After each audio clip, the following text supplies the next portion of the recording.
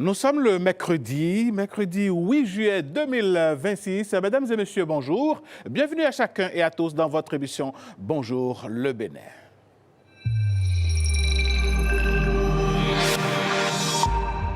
C'est un sacré devoir par ici que de vous présenter le journal matinal.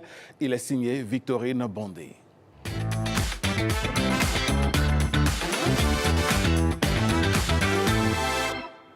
Un plaisir de vous retrouver encore ce matin. Bonjour à toutes et à tous et bienvenue dans ce bulletin d'information. Le gouvernement béninois a pris en Conseil des ministres dernier plusieurs mesures visant à améliorer le quotidien des citoyens. Parmi elles, une qui enthousiasme les populations, celle relative aux primes aux agriculteurs. Le ministre porte-parole du gouvernement en dévoile ici les modalités et précise les bénéficiaires. Suivez.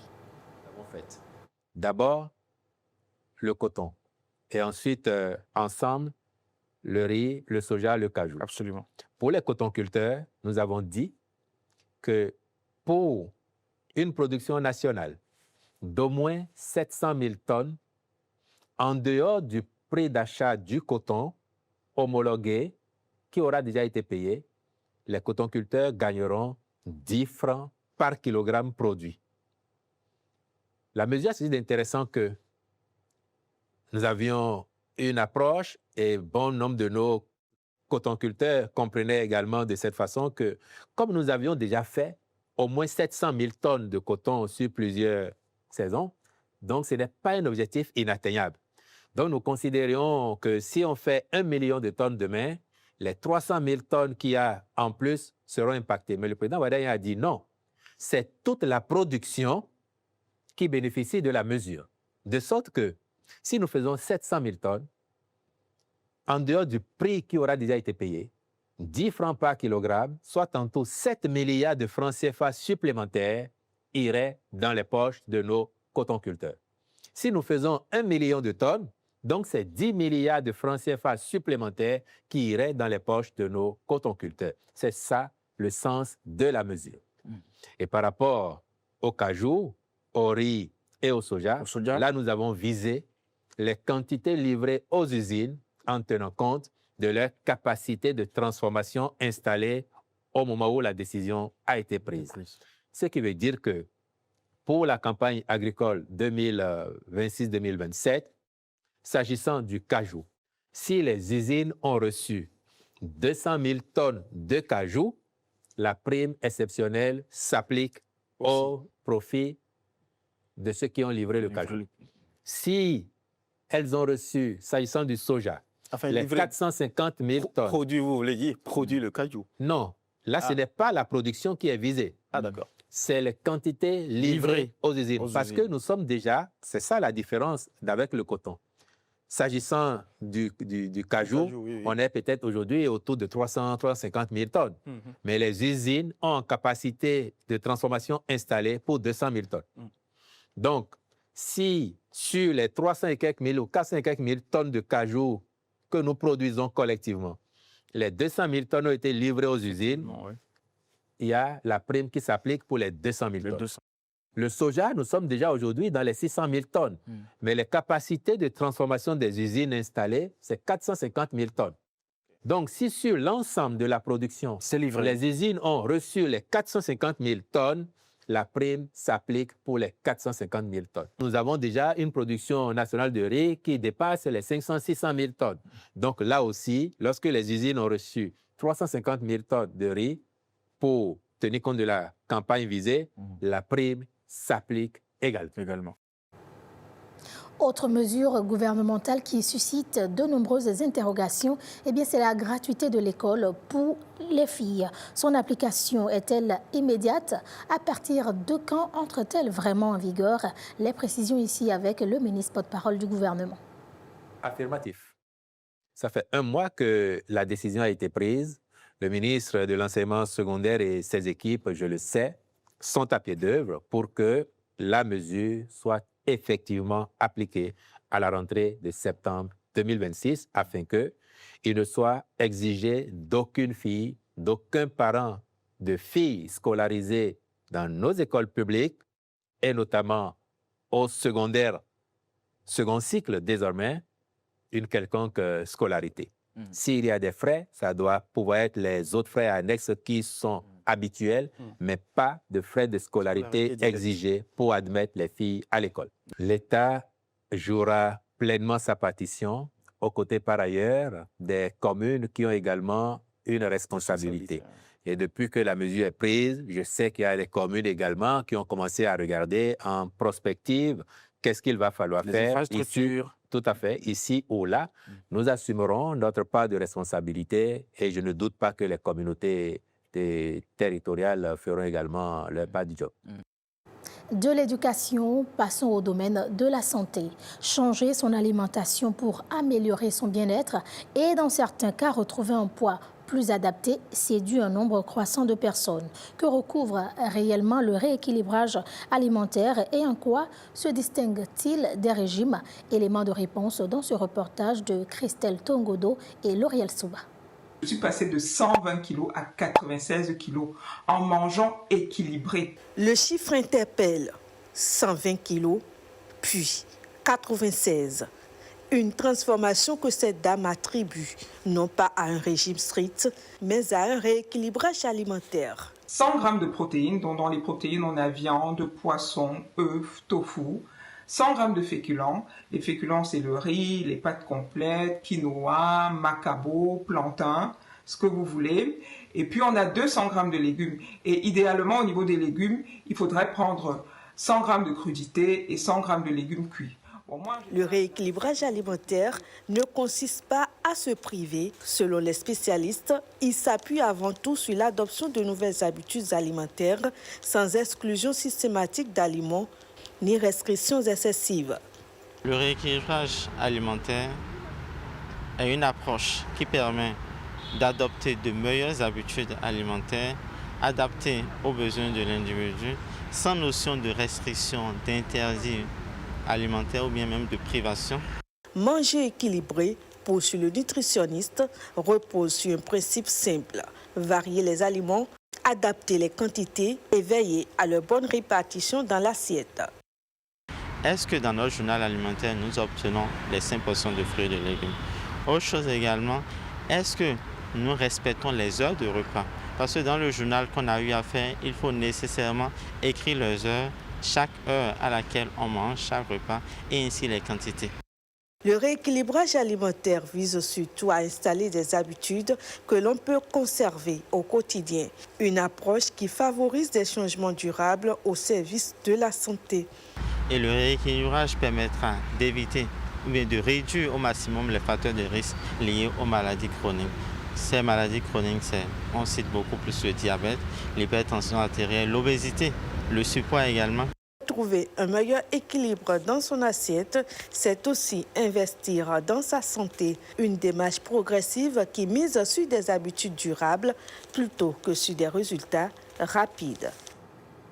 Toujours dans le domaine de la santé, les violences obstétricales sont souvent méconnues, mais ont des conséquences lourdes pour les femmes. Afin de mieux comprendre ce phénomène et d'identifier des pistes d'action, l'Institut national de la femme a organisé à Cotonou un atelier préparatoire sur la santé des femmes africaines. Plus de détails dans ce reportage de Saint-Tiche-Quincon et Élisée Desgoyons. Donner la vie devrait être un moment de joie, jamais une épreuve de violence. Pourtant, selon l'Organisation mondiale de la santé, plus d'une femme sur 3 déclare avoir subi une forme de maltraitance lors de son accouchement dans un établissement de santé. Cris, humiliation, soins sans consentement ou négligence. Des réalités qui interrogent la qualité des soins et le respect de la dignité des femmes.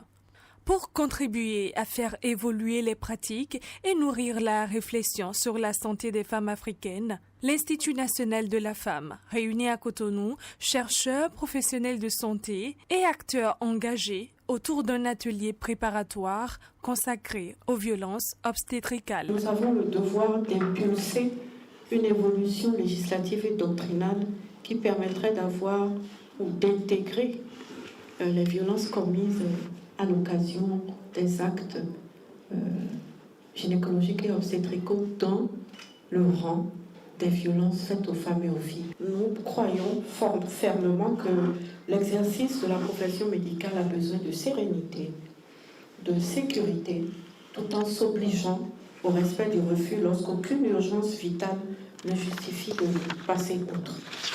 Durant plusieurs heures, les participants confrontent leurs expériences, partagent les résultats de leurs recherches et proposent des pistes d'amélioration pour garantir une prise en charge plus humaine, plus respectueuse et plus digne des femmes dans les structures sanitaires.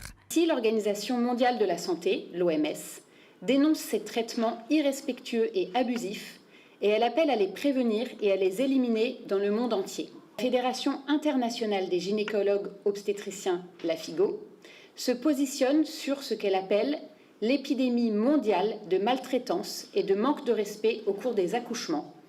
Et elle appelle à une union des forces. C'est suite à cette journée d'études que j'ai proposé de nous unir pour créer un espace de dialogue et de discussion autour de cette question.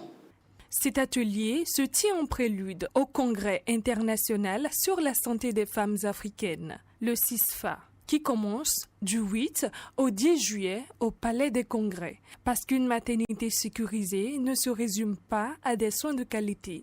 Elle passe aussi par le respect, l'écoute, la bienveillance et la dignité de chaque femme. Place à présent à l'actualité dans le domaine de la défense. Au dernier jour des festivités de la 5e édition de la journée du soldat, le chef d'état-major de la Garde nationale a reçu à Dessa le haut commandement militaire ainsi que le ministre de la Défense nationale. Avant la cérémonie officielle de clôture, le général de brigade Gomina Faizou a fait découvrir au ministre la caserne moderne de Dessa. Reportage Ghislain Boguet et Jacob Tochoido. L'aube nouvelle exécutée avec une rigueur militaire. Le ministre de la Défense nationale et le chef d'état-major général qui présentent le respect à l'étendard tricolore. Le ministre de la Défense a saisi l'occasion de la clôture des manifestations de la journée du soldat pour visiter la caserne de Dessa. Ici, c'est la garde nationale. Le ministre a fait le tour de la caserne, accompagné du haut commandement, zone instruction, zone vie. Ici, des dames jouent au maracana.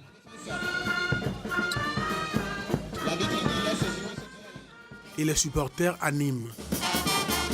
Là, un chef d'escadron ose croiser les fers avec un colonel. Plus loin, le spécialiste de l'arme matérielle fait attention à l'état des installations et du matériel. Le fantassin, fusil d'assaut en main, se retrouve dans son élément. Pendant que le commandant de la place d'armes voudrait que tout se déroule bien, ses responsables hiérarchiques sont présents. Le garage, moderne, des outils de pointe, l'académie logistique, et les hommes du groupement des forces spéciales en entraînement. Et la journée du soldat, la 6e édition qui est clôturée, rend hommage aux hommes pour leur discipline, leur courage et leur sacrifice. Elle participe à renforcer l'esprit de corps, la fraternité d'armes et le sentiment d'appartenance à une et même institution. Elle prône des valeurs comme la loyauté, l'engagement physique et moral, la hargne de vaincre et la résilience face aux épreuves. Elle est aussi une occasion saisie pour renforcer les liens armées-nation. 5 jours durant, des compétitions sportives ont eu lieu. Au dernier jour de cette 6e édition, les trophées remportés sont distribués. Frères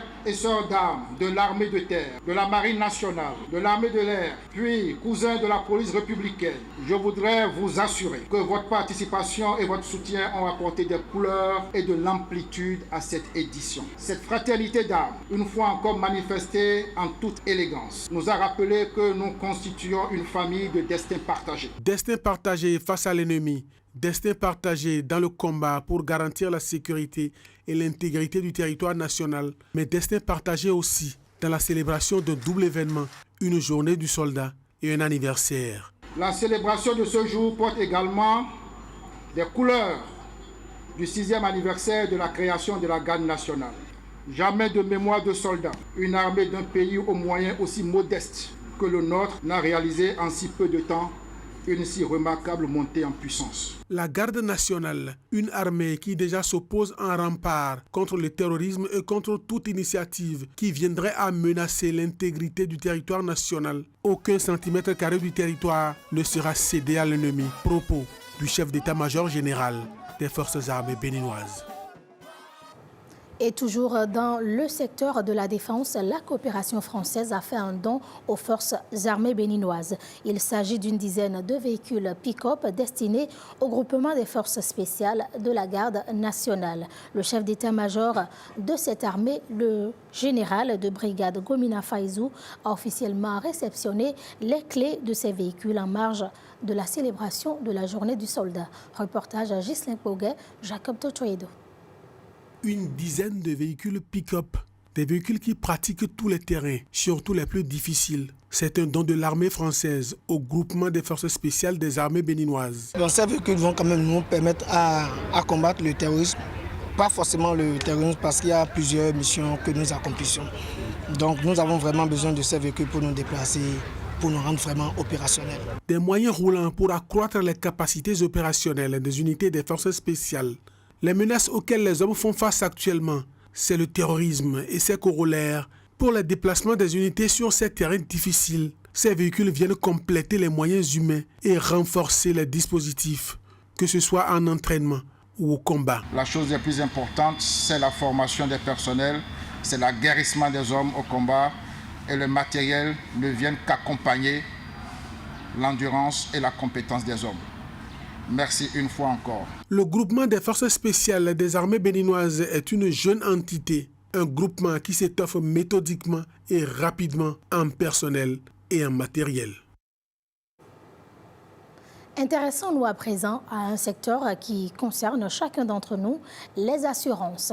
Souscrire à une assurance, est-ce une nécessité ou une dépense de trop? Pour beaucoup, les avis restent partagés. Nous sommes allés à la rencontre de quelques citoyens pour recueillir leur perception suivie. En grandissant, on constate que le malheur, c'est pas seulement aux autres, ça arrive. On a eu de très proches qui ont été frappés du jour au lendemain de la mort ou des maladies qui les ont rendus invalides. Donc on s'est dit, mais si c'était nous, il faut que je pense aux enfants. Donc pour moi c'est ça. Moi personnellement, j'ai fait une expérience par le passé et bon, j'ai retrouvé quand même mes sous. J'ai fait pour un certain nombre d'années. Mon mari aussi l'a fait et au terme, on n'a pas été déçus. En Afrique et en particulier au Bénin, nous n'avons pas la culture d'assurance. Parce que l'Africain achète. Il est habitué à faire une tontine. Et puis les quelques assurances que nous faisons obligatoirement, c'est les assurances que la loi exige, telles que automobile. Quand vous achetez une voiture, cette voiture constitue un danger pour les usagers. Donc on vous oblige à vous assurer. Donc le contrat que nous rencontrons plus, c'est auto. Sans l'assurance, je pense qu'il aura beaucoup de dégâts. Et c'est l'assurance qui supporte les dégâts. Quand il y a un dégât, quand il y a des accidents qui sont mortels. Il y a des maisons qui brûlent. Quand les maisons brûlent, tu sais, quand ta maison est assurée, je pense que c'est très bien. Même en véhicule. Quand vous prenez un artisan qui est en train de travailler aujourd'hui, c'est parce qu'il a de l'énergie qui va et revient. Il arrivera où la force physique va le quitter, la retraite va s'imposer à lui et puis il va voir ses revenus chuter. Mais s'il n'a pas pris le minimum de disposition pour la retraite, il ne pourra pas faire face à ça. Et quand vous avez votre bien, il faut l'assurer. Parce que le bien que vous avez, vous n'avez pas envie de le voir partir, soit grâce à un incendie, ou un vol, ou un dégât des eaux. Donc, toutes ces choses que vous voulez éviter, vous pouvez prendre des mesures avec les assureurs aujourd'hui pour les assurer, pour éviter, lorsque ça va arriver, que vous puissiez avoir le soutien de l'assurance. Donc, l'assurance est au carrefour de tout. C'est ici que se referme ce bulletin d'information. Merci de votre aimable attention. Excellente journée de mercredi à chacun et à tous, mais ne décrochez surtout pas car Bonjour le Bénin se poursuit. Merci à vous, Victorine Bondé. Merci. Belle journée à vous également. Merci, bonne suite. Et la semaine se poursuit merveilleusement. Merveilleusement, oui. Allez. À demain. Merci, à demain. Mesdames et messieurs, votre émission va se poursuivre, bien évidemment, et les événements à la une nous intéressent et on dresse le tapis à Patrick Diossou.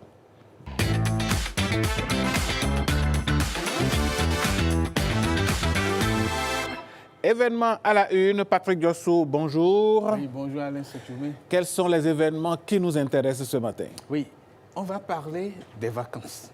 Les vacances, c'est après les examens. Donc, on va parler de la période, je dirais, post-examen. Post-examen. D'accord. Et on va parler d'une trilogie de choses à retenir pour cette période post-examen. Et nous allons parler d'un événement qui va se passer pour ces vacances-ci. C'est ça. Et pour en parler, on commence déjà par la trilogie. Oui, la trilogie. Post-examen. Post-examen. Parfait. Oui. Trilogie post-examen. Alors, les examens sont passés. Je dirais les 3 examens. Ça fait une trilogie d'examens. Les 3 examens, le CEP, le BPC et le bac. Et ces examens donnent l'essence à quelque chose, une trilogie. Pour en parler, nous sommes avec notre psychologue clinicien, et André Alihonou. Bonjour. Bonjour Patrick, bonjour. André Alihonou, bienvenue et bon retour à la maison. Merci beaucoup. Oui, bon retour à la maison. Il est un habitué de la maison. Voilà. Et avant d'aller à cette trilogie, nous allons suivre un élément qui nous rappelle un peu la fin de ces 3 examens. Au niveau national, nous avons comme nombre d'inscrits 286 995. Présents, 281 405. Admis, 253 742. Soit un taux de réussite au niveau national de 90,17%. Les inscrits sur le plan national, nous avons 130 253 inscrits. Sont présents 129 462. Les candidats admissibles sont 83 037 et le taux d'admissibilité sur le plan national est de 64,14%. Les enseignants nous ont rassuré que les copies corrigées peuvent permettre d'avoir espoir. On peut témoigner et rassurer la population que les ressources humaines dédiées à cette partie de l'épreuve de baccalauréat sont en place, font leur boulot. On est là pour les encourager également. On est passé pour leur dire que le gouvernement, à travers nous, est à leur côté, les regarde, connaît la valeur de leur travail et que nous attendons impatiemment la fumée blanche dans quelques jours, le jour de la délibération. Et voilà donc la proclamation des différents résultats. Oui. Alors, André Alihonou, quand on va à l'examen, naturellement, on attend des résultats. Oui. On peut dire que le stress avant les résultats est peut-être passé. Maintenant, comment est-ce qu'on gère les résultats proprement dit? Merci vraiment pour la question. Comme d'habitude, toujours d'actualité. Gérer les résultats, c'est sur 2 plans. Parce que les résultats, c'est forcément 2 situations. Soit c'est positif, soit c'est négatif. Oui. Donc, il faut tenir compte forcément des 2.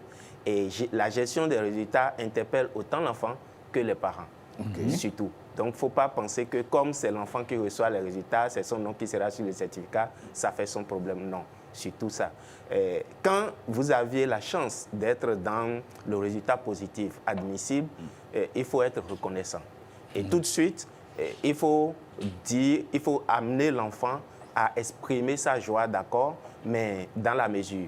Dans la mesure, et il ne faut pas faire tout de suite à l'enfant, le prendre comme un dieu, tu as réussi, c'est toi le plus intelligent de la famille et tout ça. Non, il faut rester dans la mesure, dans tout ça aussi. Et quand malheureusement, lorsque vous n'aviez pas eu gain de cause, après tous les efforts, parce que, et ça c'est important, j'insiste dessus, il ne faut pas, le parent va penser que comme il n'a pas réussi, donc tout ce qu'il a fait comme effort, même si c'était des maigres efforts, que c'est 0. Donc, il faut être là.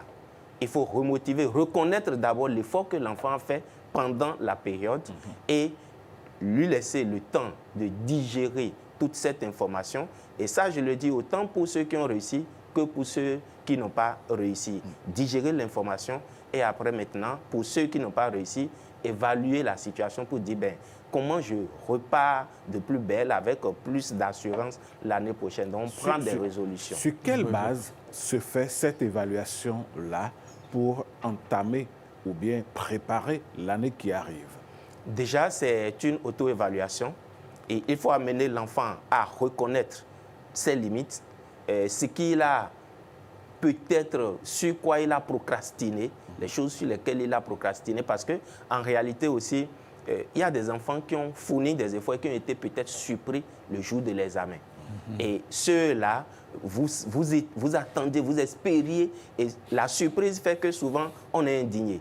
Et notre, j'ai envie de dire, l'expression de notre corps traduit à l'enfant une expression d'indignité, pour ne pas d'indignation, pardon, au point où l'enfant pense qu'il a déçu au-delà de ce que cela devrait être. Votre bouche dit une chose, mais toute l'expression de voilà. votre corps dit on attendait le contraire. tellement que tu réussisses, tu nous as tellement surpris, déçus en échouant, mais qu'est-ce qui s'est passé à l'examen? C'est comme si vous culpez, vous rejetez toute la faute sur l'enfant.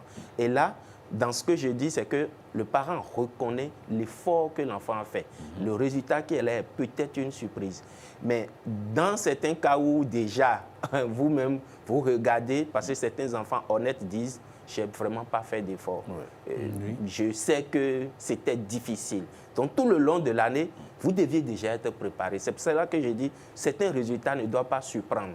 Au cas où le résultat vous surprend, là, il faut vraiment prendre sa pause et attendre que l'enfant digère l'information, être aux aguets pour ne pas dire en observation, peut-être de loin, le laisser gérer son information 48 heures, 72 heures ou plus. Bon, et maintenant, le faire assis. Monsieur Alikoun, là, c'est sur le plan général. Si on y va examen par examen, après le CPE, après les résultats, ce qui va se passer maintenant, comment le parent qui a eu son enfant au CPE, comment il réagit pour la réussite, pour l'échec, les jours qui viennent, pour les vacances?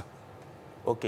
Dès que votre enfant, vous avez les résultats, quoi qu'il soit, que ce soit bon ou mauvais, il faudrait attendre quelques 48 heures, comme je le dis, faire asseoir l'enfant. La suite, ça va être quoi? Voilà, tu as réussi, tu vas commencer la 6e. Oui. Ça va être dans quel collège? Tu veux que ce soit où? Parce qu'il y a aussi la possibilité de transfert. Donc, ça va être où? Et si vous aviez entre-temps un projet de déménagement, c'est le lieu d'informer l'enfant. Tu ne pourras pas commencer dans tel collège que tu avais choisi, ça va être à tel. Donc, vous faites une petite planification. Et quand vous sortez de cela, et vous prenez le temps maintenant de dire à l'enfant, comme c'est la 6e, voici, c'est un changement. Il faut l'informer, il va avoir un changement. Ce n'est plus comme au primaire. Ça va être, ça va être, ça va être. Vous lui donnez les informations et vous lui dites ce que vous allez apporter pour l'accompagner. Maintenant, les vacances sont là. Comment tu vas gérer tout ça? Parce que c'est en lui donnant cette information, vous le préparez à dire l'année prochaine, tu vas prendre un grade. Et donc, ça va te faire plus de responsabilité, plus de sérieux. Maintenant, c'est vrai que d'habitude, on s'amuse un peu plus au collège. Mais il ne faut pas penser que là-bas, c'est pour aller s'amuser. Tu as pris un grade. Quel que soit son niveau, son âge, il comprend cette information. Mais les vacances, comment tu les passes? Et c'est là qu'il faut fixer, un petit programme, un planning de vacances. Il ne faut pas laisser l'enfant aller vadrouiller, s'amuser, faire ce qu'il veut pendant les vacances. Oui, on a 2 mois. Je t'autorise à faire de ton temps ce que tu veux pendant 1 mois. Donc, ça va commencer quand? Ça va finir quand? La rentrée pour toi commence quand exactement? À l'enfant de dire, à partir de début août, moi, je vais commencer par travailler 1 fois, 2 heures par jour, 30 minutes par jour, et vous définissez ce programme avec lui. Mais avant d'en arriver là, pendant les vacances, il faut qu'il ait des objectifs. Il faut que l'enfant ait forcément au moins un objectif pendant les vacances. Je dis n'importe quoi. L'enfant peut décider pendant ses vacances, papa, je vais économiser 5 000 francs. Donc, ça vous interpelle à lui donner régulièrement son petit déjeuner. Je dis toujours n'importe quoi. Pour un enfant qui est au collège, qui est déjà en 3e, en 4e, je vais économiser 10 000, je vais économiser 15 000. Non, papa, cette année, je vais faire un petit job. Je dis n'importe quoi toujours. Je vais faire un job. Pour les filles, généralement, elles vont dire, je vais faire un petit commerce, je vais accompagner maman. Exactement. Actuellement, nous sommes à la saison pleine des oranges. Moi, je vais vendre les oranges. Il y a les oranges, il y a les arachides, il y a des maïs frais. Ça peut amener les enfants à prendre plus de responsabilités, mais le fait aussi de pouvoir atteindre son objectif, et c'est très important, d'atteindre son objectif de vacances avant la rentrée, ça remotive l'enfant. Il commence la rentrée avec l'espoir qu'il est capable de faire quelque chose de bien. Et là, il commence par la rentrée comme voilà une tâche lourde. Non, j'ai la possibilité de réussir.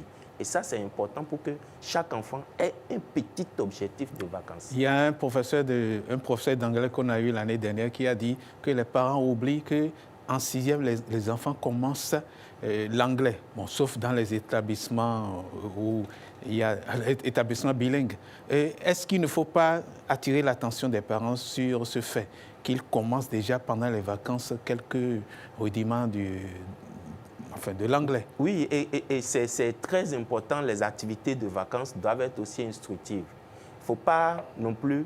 ce que je dis, c'est que quand on part en vacances, nous sommes maintenant, après les résultats, il ne faut pas mettre l'enfant dans un programme militaire en même temps. J'entends certaines écoles qui disent l'année prochaine, les élèves de la 3e, ils ont déjà commencé des cours de renforcement.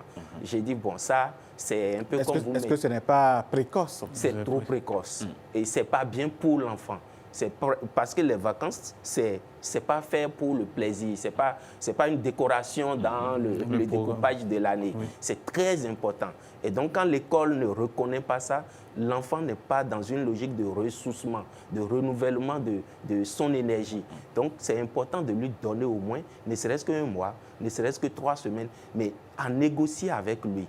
Bon, on a enchaîné déjà avec les 3e, donc ceux qui sont allés au BPC et l'après BPC. L'après BPC, je vais peut-être prendre en même temps l'exemple de ce jeune homme qui a échoué, qui me dit l'année prochaine, je n'y vais pas. Et en pleurs, il dit, je n'y vais pas. J'ai dit non, je te comprends. Pleure comme tu veux, prends ton temps, pleure. Pleure aujourd'hui, pleure demain, mais ne me dis pas cette décision, on va revenir dessus. On va en parler plus tard. Parce qu'il a tellement été déçu, j'ai tellement fourni d'efforts. Malheureusement, c'est sa 2e fois. Donc, il dit, l'année passée, j'étais certain que je n'allais pas réussir parce que je n'avais pas travaillé. Mais cette année, j'ai mis... Il estime avoir fourni l'effort nécessaire qui le destine à la réussite. Mais il n'a pas eu. Donc, il dit, je ne vais pas recommencer. J'ai dit, on va revenir dessus. Donc, il faut permettre aux enfants d'extérioriser leur douleur, leur expression, et puis après, on va élaborer avec. Maintenant, pendant les vacances, ça peut être aussi une possibilité de reconsidérer sa décision de départ. Et ceux qui ont eu le BPC, il y a la question d'orientation. Voilà. Pendant les vacances, c'est le moment de voir. J'ai envie d'aller dans un lycée technique parce que, bon, on dit aujourd'hui, il faut aller dans le lycée technique. Mais est-ce qu'il a la possibilité d'aller vers... il veut devenir, je dis n'importe quoi, électricien. Il veut devenir mécanicien. Est-ce qu'il a les ressources nécessaires? Il a les ressources. Trouvez-lui un garage à côté. C'est cet enfant qui, l'année passée, me disait, moi, je vais devenir mécanicien. Je lui dis, OK, je te trouve un garage dans le quartier. Pendant les congés, pendant les vacances, tu vas aller là-bas. On va négocier, je gère le reste. Ben, quand il est allé un jour, 2e jour, il a dit, je ne veux plus devenir mécanicien. Alors que c'est lui qui voulait être mécanicien. Mais il oublie qu'au lycée, il y a aussi la pratique au lycée. Il dit, excusez-moi, il dit, il a dit. Ah, alors là, voyez-vous. Donc, voilà un peu qu'il aille se frotter à la réalité. Et là, ça confirme un peu ces options. Et c'est important que les parents aussi regardent le potentiel de l'enfant, surtout ceux qui ont le BPC. Oui. Il faut regarder le potentiel pour les capacités intellectuelles. Si l'enfant n'aime pas ce qu'il fait, vous allez investir en vain. Ça aide le parent déjà de savoir, mon enfant, il est capable d'être maçon, il est un bon maçon. Il sera un bon technicien. Et c'est un bon ingénieur. Lui, il est très intelligent dans ceci. Il le fait aisément. Et quand vous faites ça, vous investissez vraiment dans l'humain. Parce que là, il le fait avec plaisir. Et c'est très important, autant pour les enfants, BPC que bac. Oui, alors oui, le bac. Alors, parlons du bac parce que les résultats, c'est pour aujourd'hui. Si nos informations sont justes, les résultats, c'est tout à l'heure. Alors, comment ça va se passer, l'après-bac? L'après-bac, déjà, je dirais félicitations à ceux qui vont l'avoir et courage à ceux qui, malheureusement, ça va pas être pour cette année. Ne vont pas l'avoir, puisqu'on parle déjà de moins de 50% de taux d'admissibilité. Voilà, c'est reprogrammé. Il ne faut pas qu'ils vont penser qu'ils ont été nuls. Pour le bac, c'est encore plus délicat parce que là, l'enfant, quel que soit son âge, même s'il a eu le bac à 17 ans, tout de suite, il rentre dans la catégorie des adultes, des étudiants. Voilà, des intérêts. Donc, l'orientation est très, très importante. Pratiquement, ce qui se passe dans la réalité, c'est que après le bac, on n'a pas le temps. En réalité, ils n'ont même pas de vacances. Parce qu'on pense tout de suite à l'après. qu'est-ce que tu vas faire? Et là, on met l'enfant en contribution fortement pour pouvoir entamer l'année, soit à l'université, université privée, donc ça demande beaucoup de collaboration avec le parent. Mais le plus important, c'est sur l'orientation. Je dirais ici, mon message va être surtout adressé aux parents. Oui. Évitez d'imposer aux enfants vos possibilités à vous, mais regardez ce que l'enfant est capable d'aller chercher réellement. Quels sont les potentiels? Ce n'est pas parce que vous êtes médecin, vous avez la possibilité de l'introduire dans le cercle, comment dire, à la FSS, que forcément il doit aller là-bas. On a déjà vu des enfants qui sont allés, qui ont fini avec le doctorat, qui ont dit, moi je vais être commerçant. Regardons, lui a perdu 7 ans ou 6 ans. S'il avait pris ça au départ, donc allez sur le potentiel de votre enfant, écoutez surtout l'enfant, n'imposez pas le choix. Et ça, c'est très important. Et aux enfants de vraiment checker avant de choisir, de regarder la possibilité des parents. Parce qu'il y a des enfants qui veulent des choses que les parents ne peuvent pas offrir. Et donc, il faut regarder aussi cela et regarder et être honnête avec soi.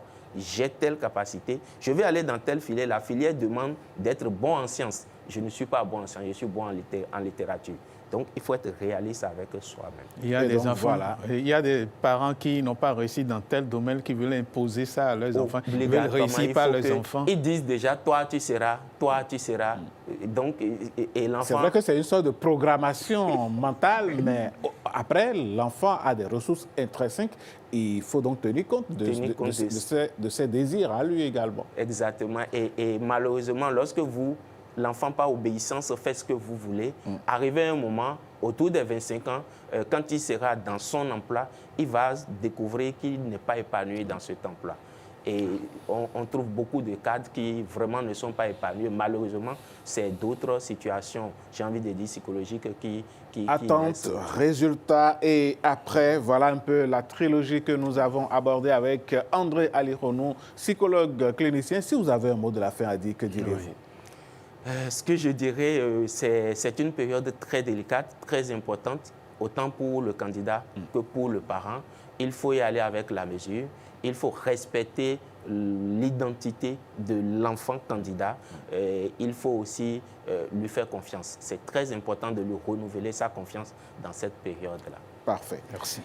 Allez, on va se dire donc bonnes vacances à vous également. Mais vous n'êtes pas stricto sensus en vacances. Oui. Mais bon, voilà. Merci André Alironou d'être toujours disponible à entretenir nos téléspectateurs au sujet donc de cette thématique que nous vous soumettons.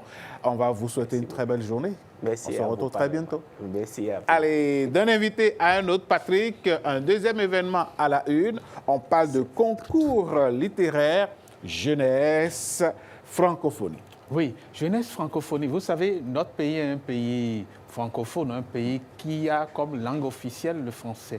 Comment cette langue est manipulée par nos enfants? Comment nous arrivons à implémenter dans la tête de nos enfants qu'il faut être quand même d'un certain niveau en langue française. C'est ce à quoi certains ont pensé depuis 11 ans. Oui, je dirais pratiquement 12 ans. C'est la 11e édition du concours littéraire Jeunesse Francophonie. Et pour en parler, nous sommes avec le promoteur, l'organisateur principal de ce concours. Il est avec nous, c'est M. Akaï Messan. Bonjour. Bonjour, M. Patrick. Bonjour, M. Alain. M. Besson, bienvenue à la maison. Merci beaucoup. Comment vous allez? Ça va, on se plaint pas. Et comment va le concours jeunesse francophonie? Ça tire, ça fait. Et donc, on peut dire qu'on est content. On est en train de venir vers la fin de la 11e édition. C'est vrai que chaque année, avec son lot de difficultés, mais on tient le coup pendant 10 ans et c'est une 11e, donc on peut dire que ça va. 11e édition, une 11e édition qui a commencé depuis quelques jours. Depuis quelques mois. Quelques mois. Oui, on commence déjà à partir de mars, février-mars, et on termine généralement en mai. Mais depuis quelques années, on se rend compte que nos participants qui ont commencé tout petits, aujourd'hui ont grandi. Et donc, on veut les mettre à la fin de l'examen. Depuis 3 ans, on le met après les examens. Ça permet à ceux qui veulent participer au concours, qui sont candidats aux examens, de dire oui. Après les examens, on a au moins 2 mois pour participer encore, ou bien 1 mois pour pouvoir faire les autres phases du concours. Le concours jeunesse francophonie, quel est le contenu et quel est l'objectif final? L'objectif, premièrement, c'était d'abord de divertir les élèves de l'arrondissement de Révier. Révier, c'est un arrondissement vraiment qui n'est pas connu. Il n'y a pas un centre d'Abomey-Calavi. Oui, de la commune d'Abomey-Calavi, qui n'a pas un centre de loisirs. Il n'y a pas un centre de référence où les enfants peuvent se distraire, comme à Cotonou, où on voit plein de lieux. Donc, une fois arrivé dans la localité de Révier, je me suis dit, mais qu'est-ce que je peux apporter à ces élèves dans la zone? Donc, l'objectif derrière, c'est de divertir les enfants à travers un concours de littérature. Et comme c'est pour les jeunes, et ça parle de la langue francophone, donc ça a été nommé jeunesse francophone. Donc on a mis en place 6 catégories d'activités littéraires où chaque enfant, en tenant compte de ce qu'il aime et de sa capacité, il s'inscrit et il compétit en 3 phases. D'abord, il va compétir dans son école, c'est la première phase, la phase scolaire. Après, il y a la phase intercollège, on les mélange avec les élèves venus d'autres collèges. Et la phase finale, c'est la dernière phase qui prend les 12 meilleurs de chaque catégorie. Donc on a 6 catégories. On a concours de dictée, concours de lecture, concours d'écriture, concours d'épellation de mots, concours d'interprétation et concours de dessin. D'accord, 6 catégories. Oui, 6 catégories. Oui. Et pour cette année, vous avez déjà les lauréats qui sont prêts à compétir. À compétir. Oui. On est à quelle période, à quelle étape, à quelle phase de déroulement? Oui. Nous sommes à la dernière phase, c'est la 3e phase, la phase finale. Pour ceux qui font la catégorie des phases et des activités écrites, c'est-à-dire dictée, dessin, écriture, ils ont déjà fait leur finale le 1er juillet. Ils attendent seulement le résultat le 18. Oui. Et pour ceux qui font les activités de lecture, épellation de mots, interprétation, eux, ils feront leur finale devant un public le samedi 18 juillet. Okay. Et donc, c'est le samedi 18 juillet que les hostilités auront lieu, à proprement parler. Voilà, c'est ça. Et donc, ça va être la clôture de cette belle aventure, ne serait-ce que pour l'édition de la 11e. Et puis, vous préparez déjà la 12e édition. Oui, justement, parce que l'objectif depuis quelques années, c'est qu'à la fin de chaque édition, on annonce en même temps la date de la finale de la prochaine édition. C'est ça. Et donc, on espère qu'on aura le courage de le faire le 18 aussi, que la 12e aura lieu dans quelques années. OK. En attendant, on suit un peu quelques candidats qui se sont exprimés et on les suit. Bonjour, chers parents et amis. Moi, c'est Agwapo Emmanuela. Je suis finaliste au concours Jeunesse Francophonie. J'aimerais que vous veniez me soutenir et m'encourager pendant la finale de ce concours qui se déroulera le 18 juillet 2026 à Jaya Center, précisément à 9h. Bonjour à tous, je réponds au nom de Milendo, finaliste du jeu concours Jeunesse Francophonie, 11e édition dans la catégorie lecture. Je ne participe pas à ce concours juste pour lire des textes, mais pour donner vie à chaque mot. J'ai choisi la lecture parce que je suis passionnée. Et pour moi, lire haut et fort, c'est donner une vie, une âme au texte. Je vous invite alors à venir me soutenir massivement au cours de la finale qui aura lieu le 18 juillet à Jaya Center. Moi, je me nomme Rupert Milo, élève en classe de 5e au collège Les Élites de Révier. Je suis finaliste au concours Jeunesse en Francophonie. Donc, je vous invite à venir me soutenir le 18 juillet 2026 à Jaya Center. Chers tous, je réponds au nom de Dodo Sagesse. Je viens ici pour vous solliciter à venir m'encourager au concours Jeunesse Francophonie qui se tiendra à Jaya Center le 18 juillet 2026 à 9h. Je suis dans la catégorie interprétation. Je suis Sacha Kaline Marie, élève en classe de terminale au TF Les Élites de Révier.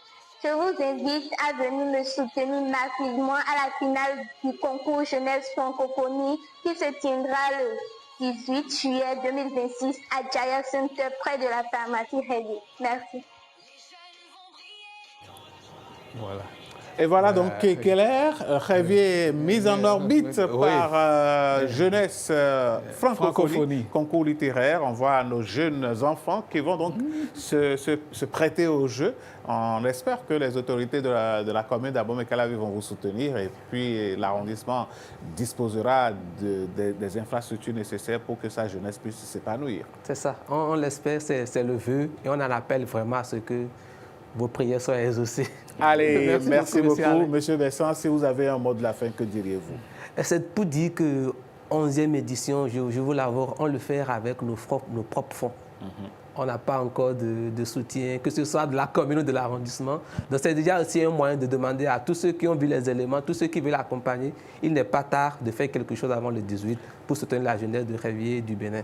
Merci beaucoup. Bénin TV, à travers Bonjour le Bénin, a apporté sa pierre à l'édifice en vous invitant sur cette émission. Merci beaucoup. Et merci à vous. On vous souhaite plein succès.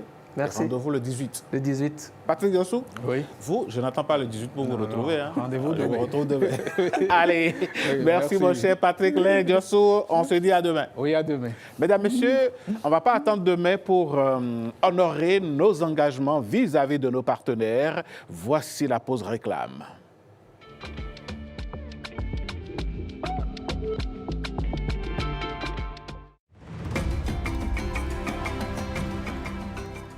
Pour une femme enceinte, bien se nourrir, c'est prendre soin de son bébé dès le ventre. Dans nos villages et nos villes, les aliments locaux regorgent de richesses nutritionnelles. Manger varié et équilibré, du maïs, du mil, du manioc ou du riz pour l'énergie. Des légumes verts comme l'amarante et le moringa. Des fruits de saison comme la papaye et la mangue. Ajoutez à votre assiette des protéines, du poisson, des œufs, des légumineuses comme le niébé. Pensez aussi à boire beaucoup d'eau et à consommer du lait ou du fromage. Évitez les aliments trop gras, trop sucrés ou transformés. Une maman bien nourrie, c'est un bébé en bonne santé, prêt à affronter l'avenir. Mangez local, mangez équilibré pour offrir à votre enfant un bon départ dans la vie. Ceci est un message de l'Agence nationale de l'alimentation et de la nutrition. ANAN. Comprendre pour agir en faveur de la nutrition. Le programme 20 000 logements sociaux et économiques est désormais une réalité. Il est enfin possible pour chaque Béninois ou non d'acquérir un logement moderne, adapté et abordable. Bien plus qu'un simple projet immobilier proposant des logements avec un séjour spacieux, 3 chambres confortables, une cuisine fonctionnelle et des sanitaires modernes, ce programme offre un véritable cadre de vie avec des pistes cyclables, des espaces verts, des aires de jeu pour le bonheur des plus jeunes et la convivialité entre familles. Tous les logements du programme sont conçus selon une typologie F4. Si vous êtes éligible, optez pour une villa sociale pratique et confortable avec un séjour, 3 chambres à coucher, une cuisine et une salle d'eau. Sinon, choisissez parmi l'un des 3 types d'appartements économiques avec toujours un séjour, 3 chambres à coucher, une cuisine, 2 salles d'eau, une buanderie et un balcon. Ou alors, notre top produit, une villa plus grande et plus spacieuse avec un séjour, 3 chambres dont une parentale avec salle d'eau attenante, une deuxième salle d'eau, une cuisine, une arrière-cour, une chambre de service et un garage.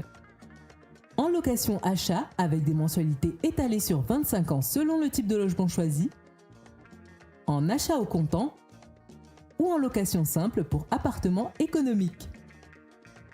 Les villas sociales sont exclusivement réservées aux fonctionnaires de l'État béninois sous condition d'éligibilité. Quant aux logements économiques, ils sont ouverts à tous sans distinction de nationalité. Fonctionnaires, salariés du secteur privé, artisans, agriculteurs, commerçants, professions libérales, retraités, béninois de la diaspora et bien d'autres encore. Retenez bien, le programme 20 000 logements offre à toutes ces cibles résidant au Bénin ou de toute autre nationalité l'option privilégiée de la location achat sur une durée de 25 ans pour les logements économiques. Dès que vous êtes attributaire de votre logement, vous n'avez qu'à payer 1 mois de caution et votre première mensualité et vous recevrez vos clés. Payez ensuite vos mensualités avec possibilité de lever l'option d'achat à tout moment. Vous devenez ainsi propriétaire avec des mensualités à partir de 97 000 francs CFA pour un logement social. Pour tout savoir sur le programme, les logements disponibles, les conditions d'accès et les étapes pour devenir propriétaire, consultez la plateforme programmelogement.bj pour réserver votre logement en un clic. Le programme 20 000 logements, c'est l'assurance du confort moderne accessible à tous.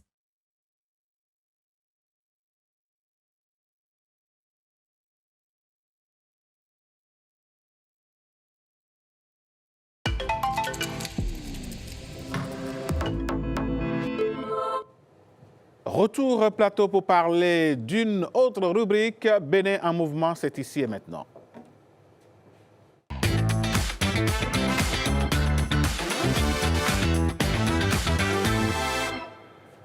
Bénin en mouvement, c'est cette rubrique qui met en lumière celles et ceux qui, par leur initiative, leur innovation, apportent un plus à ce pays qui se tourne résolument vers le développement. Et ce matin, cela ne va pas manquer. Jennifer Sativi, est-ce que vous allez démentir? Ah non, jamais je n'oserais démentir. Bonjour Alain, comment allez-vous ce matin? Bonjour, ça va et tout. Et vous le savez, vous le disiez d'ailleurs, le Bénin qui bouge, le Bénin qui avance, il y a assez d'innovation.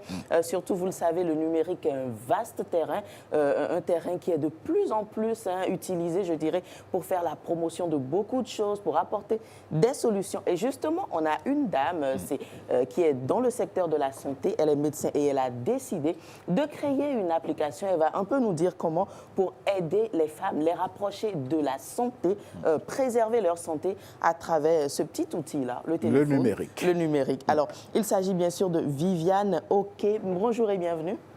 Merci beaucoup. Bonjour, madame la journaliste. Alors, vous êtes médecin, mais également promotrice de cette application-là, Elle. Voilà. Alors, déjà, quelles sont les réalités? Qu'est-ce qui vous a poussé à créer Elle? Alors, Elle, pour moi, c'est ma nouvelle façon d'exercer de la médecine, de rapprocher les soins auprès des communautés. Cela est parti du déclic d'une étudiante en 5e année de médecine qui a été témoin du cas d'une jeune fille âgée de 16 ans à qui on a dû enlever son utérus pour lui sauver la vie parce qu'elle avait eu recours à une manœuvre d'avortement clandestin. Et pour moi, il était important d'agir en amont, de pouvoir amener des sources fiables d'informations de santé pour les jeunes et les femmes dans un cadre confidentiel et profiter de cette opportunité-là qu'est le numérique pour pouvoir faciliter l'accès à des services de prévention et d'orientation. Donc l'histoire est partie de là et depuis ce moment, elle n'est plus la chose de Dr Viviane Oké. Dr Viviane Oké a peut-être pensé, mais elle est devenue l'application des femmes de la communauté qui ont elles-mêmes décidé de la suite des fonctionnalités des directions que nous avons prises. Justement, parlant de fonctionnalité, Dr Oké, comment fonctionne justement, de façon pratique, comment est-ce que ça se passe avec votre application Elle? Alors, pour pouvoir le dire, je partirai d'abord des fonctionnalités existantes avant celles qu'on a lancées le vendredi dernier. Donc, avant vendredi dernier, l'application, elle permettait aux femmes de suivre leur cycle menstruel, de pouvoir avoir accès à de l'information fiable de santé et des rappels pour faire l'autopalpation mammaire en fonction de leur cycle chaque mois. Et au-delà de cela, nous avions aussi une interface masculine dont l'idée est de pouvoir faire comprendre aux hommes un certain nombre d'éléments par rapport à la santé et au bien-être des femmes. En évoluant, donc depuis vendredi dernier, à ces services, nous avons ajouté ceux de la téléconsultation, donc accessible que ce soit à travers l'application, donc disponible sur Play Store, ou une version web que nous avons mise en place pour pouvoir permettre à tout un chacun d'avoir accès à des professionnels de santé pour pouvoir avoir un premier avis depuis le confort de leur maison. Alors justement, une application qui a évolué, mais on va peut-être faire un petit état des lieux. Vous êtes très engagée en faveur de la santé des femmes, vous êtes très présente sur le terrain. Est-ce que déjà, puisque vous nous avez dit le déclic tout à l'heure, est-ce que cette application, Elle, que vous aviez lancée, a porté ses fruits auprès des femmes? Qu'est-ce qui a véritablement changé pour Quel a été l'accueil? L'accueil, justement.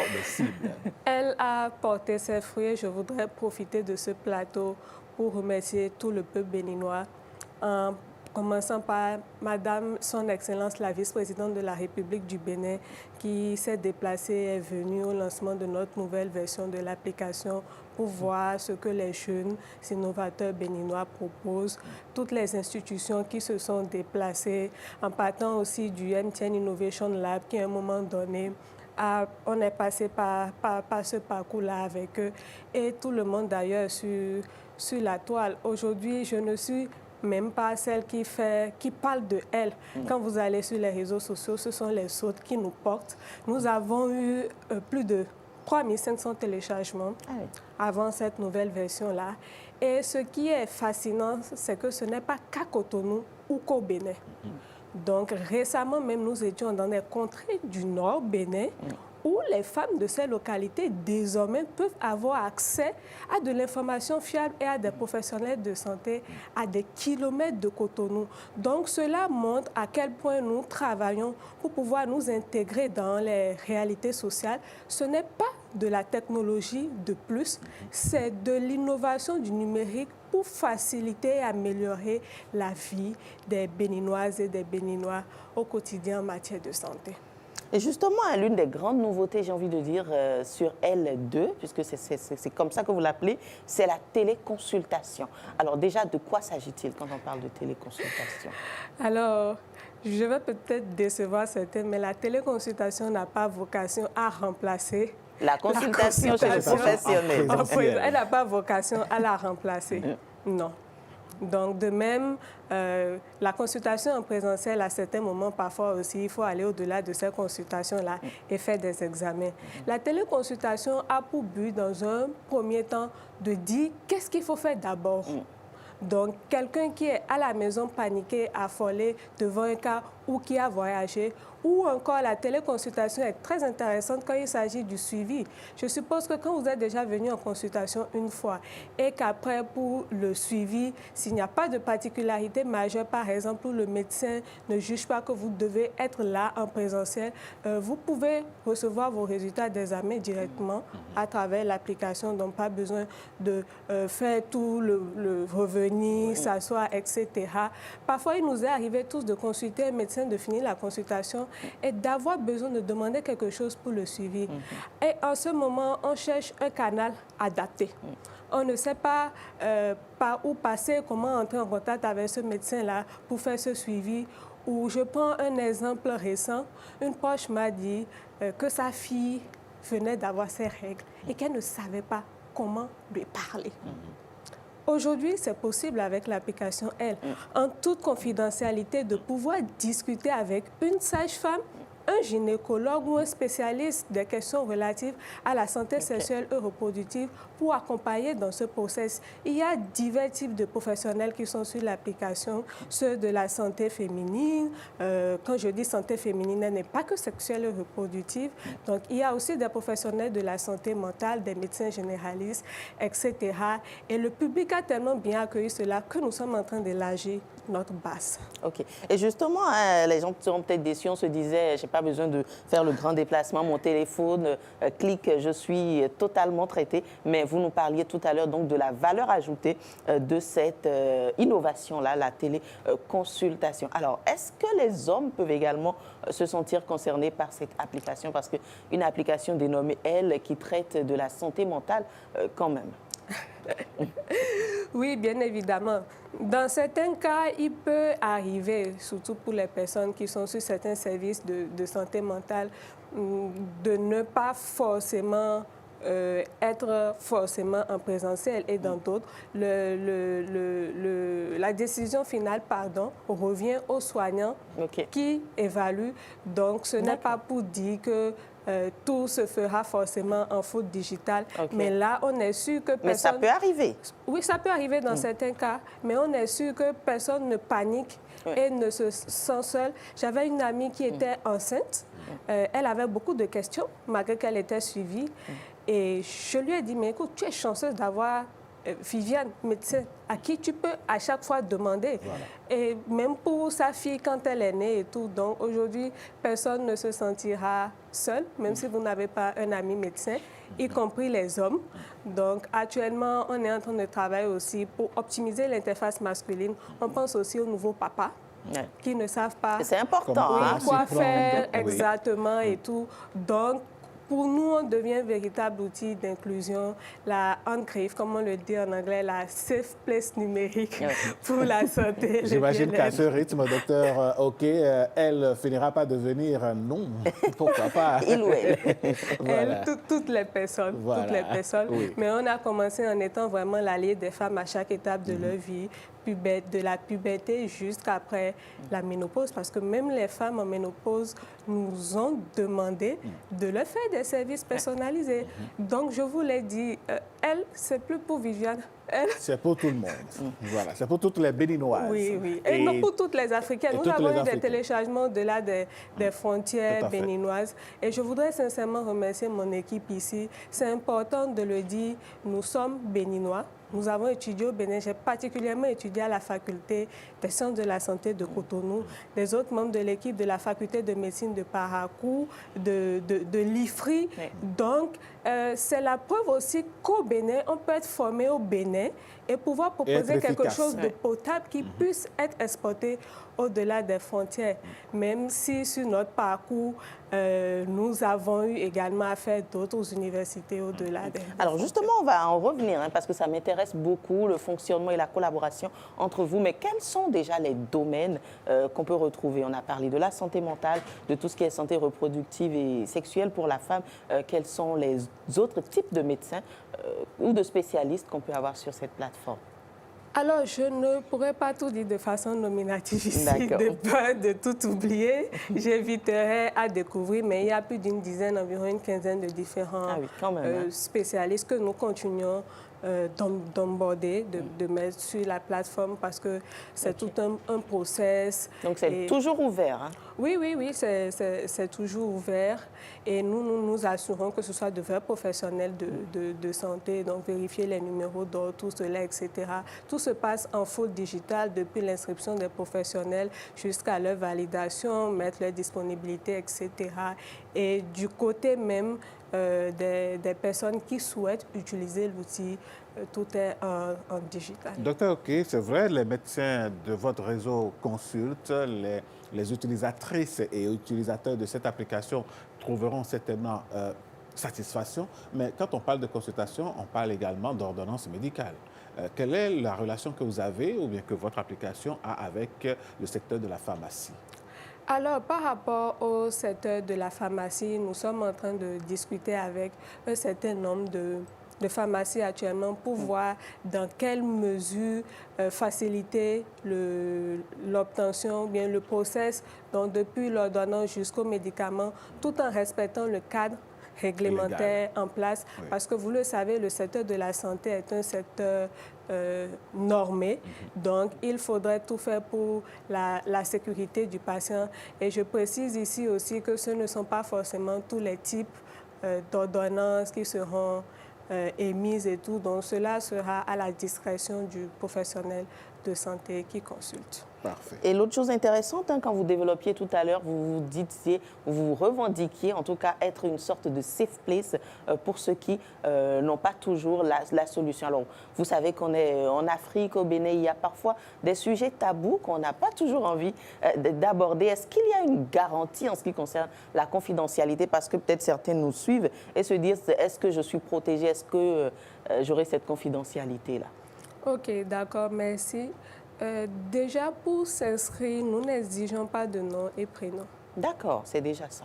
Nous exigeons des pseudonymes. Donc, la personne doit fournir un pseudonyme, pas forcément son nom et son prénom. Nous prenons un certain nombre d'informations, mais que nous essayons quand même d'anonymiser. Mais par exemple, pour être en contact avec le soignant a besoin d'un certain nombre d'informations relatives à l'âge, etc. Nous avons fait le processus avec l'autorité de protection des données à caractère personnel que nous saluons. C'était un long processus, mais nous avons été bien accueillis. Donc, même ne sachant pas comment faire, nous avons été guidés par leurs équipes tout au long du processus qui ont été véritablement dans une logique d'accompagnement et de nous aider à mettre en place ce qu'il fallait jusqu'à l'obtention de l'autorisation. Et il faut dire ici que les utilisateurs et utilisatrices sont libres de retirer leurs données à n'importe quel moment. Nous avons également mis le contact de notre délégué à la protection des données à caractère personnel pour que si les utilisateurs ont des questions, veulent savoir le process pour retirer leurs données, les utilisateurs et utilisatrices sont totalement libres de le faire. Et les professionnels de santé également sont des personnes qui ont prêté serment sur un certain nombre de choses par rapport aux données personnelles. Donc, restez tranquille, les informations ne seront pas divulguées, vous êtes assez protégés. Hein? Alors, revenons justement à Voilà, nous ne partageons pas les informations. Oui, et revenons justement à la collaboration avec cette équipe. Quand on dit tout de suite application numérique, pour la première fois, en tout cas la première fois qu'elle a été lancée, je ne m'attendais pas à voir Dr Viviane Oké, je m'attendais peut-être à quelqu'un du domaine du numérique. Est-ce que c'est aisé d'évoluer dans ce secteur-là? Alors, vous-même, vous l'avez dit, santé numérique. Si la personne qui porte la vision du secteur de la santé, il faut quelqu'un du numérique qui ait les compétences techniques pour l'accompagner.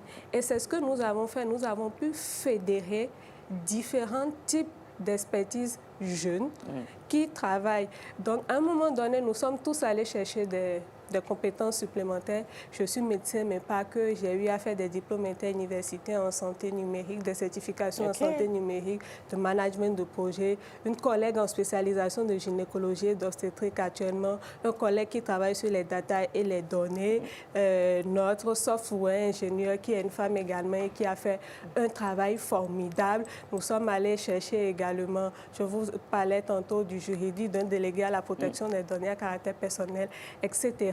Donc, pour nous, il est important, pour réussir cela, de pouvoir se mettre ensemble. La santé, par essence, est un secteur qui ne peut pas rester isolé. Non. Vous ne pouvez pas travailler sur une problématique de santé et avoir de bons résultats en vous disant non, vous êtes professionnel de la chose et puis c'est fini, non.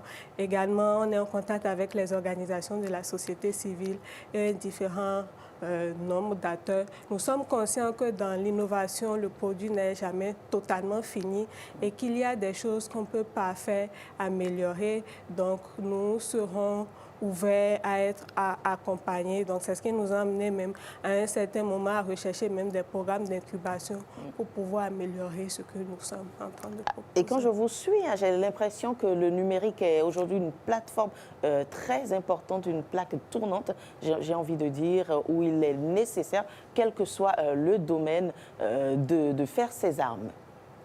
Oui, bien évidemment, le numérique est devenu présent dans nos vies de tous les jours. Et nous devons saisir cette opportunité-là qu'est le numérique pour pouvoir améliorer nos différents secteurs. Aujourd'hui, la vision 2060 Bénin Alafia le dit clairement. Faire du numérique un levier pour le renforcement du système sanitaire. La vision Bénin 2060 parle de la télémédecine et tout cela. Donc ça voudra dire qu'aujourd'hui, en tant que jeunes Béninois, nous avons tous une boussole sur laquelle nous pouvons nous accrocher et travailler en direction vraiment de cette boussole-là pour atteindre notre objectif. Et nous remercions les autorités qui ont quand même travaillé à mettre ce cadre-là en place pour nous permettre à nous d'apporter notre petite contribution justement dans le cadre qui a été mis en place par les autorités. Et c'est d'ailleurs pour cela que dans l'application, vous recevrez toutes les campagnes de dépistage gratuites, par exemple, qui sont dans les formations sanitaires publiques, etc. Et justement, il y a ces différents profils. En tout cas, vous, en ce qui concerne la santé, vous êtes allé vous renforcer dans le domaine du numérique. Et quels sont les autres acteurs, justement, qui interviennent dans le développement de elle? Les autres profils, si on peut dire. Comment se fait la collaboration?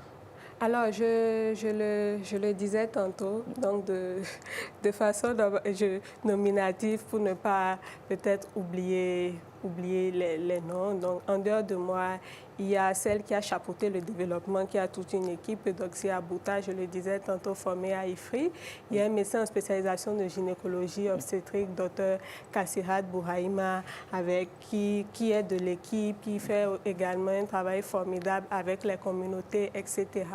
On a au sein de l'équipe également des jeunes managers de projets qui travaillent avec nous, qui gèrent les opérations au quotidien. Je veux nommer Moudiba Toubelo.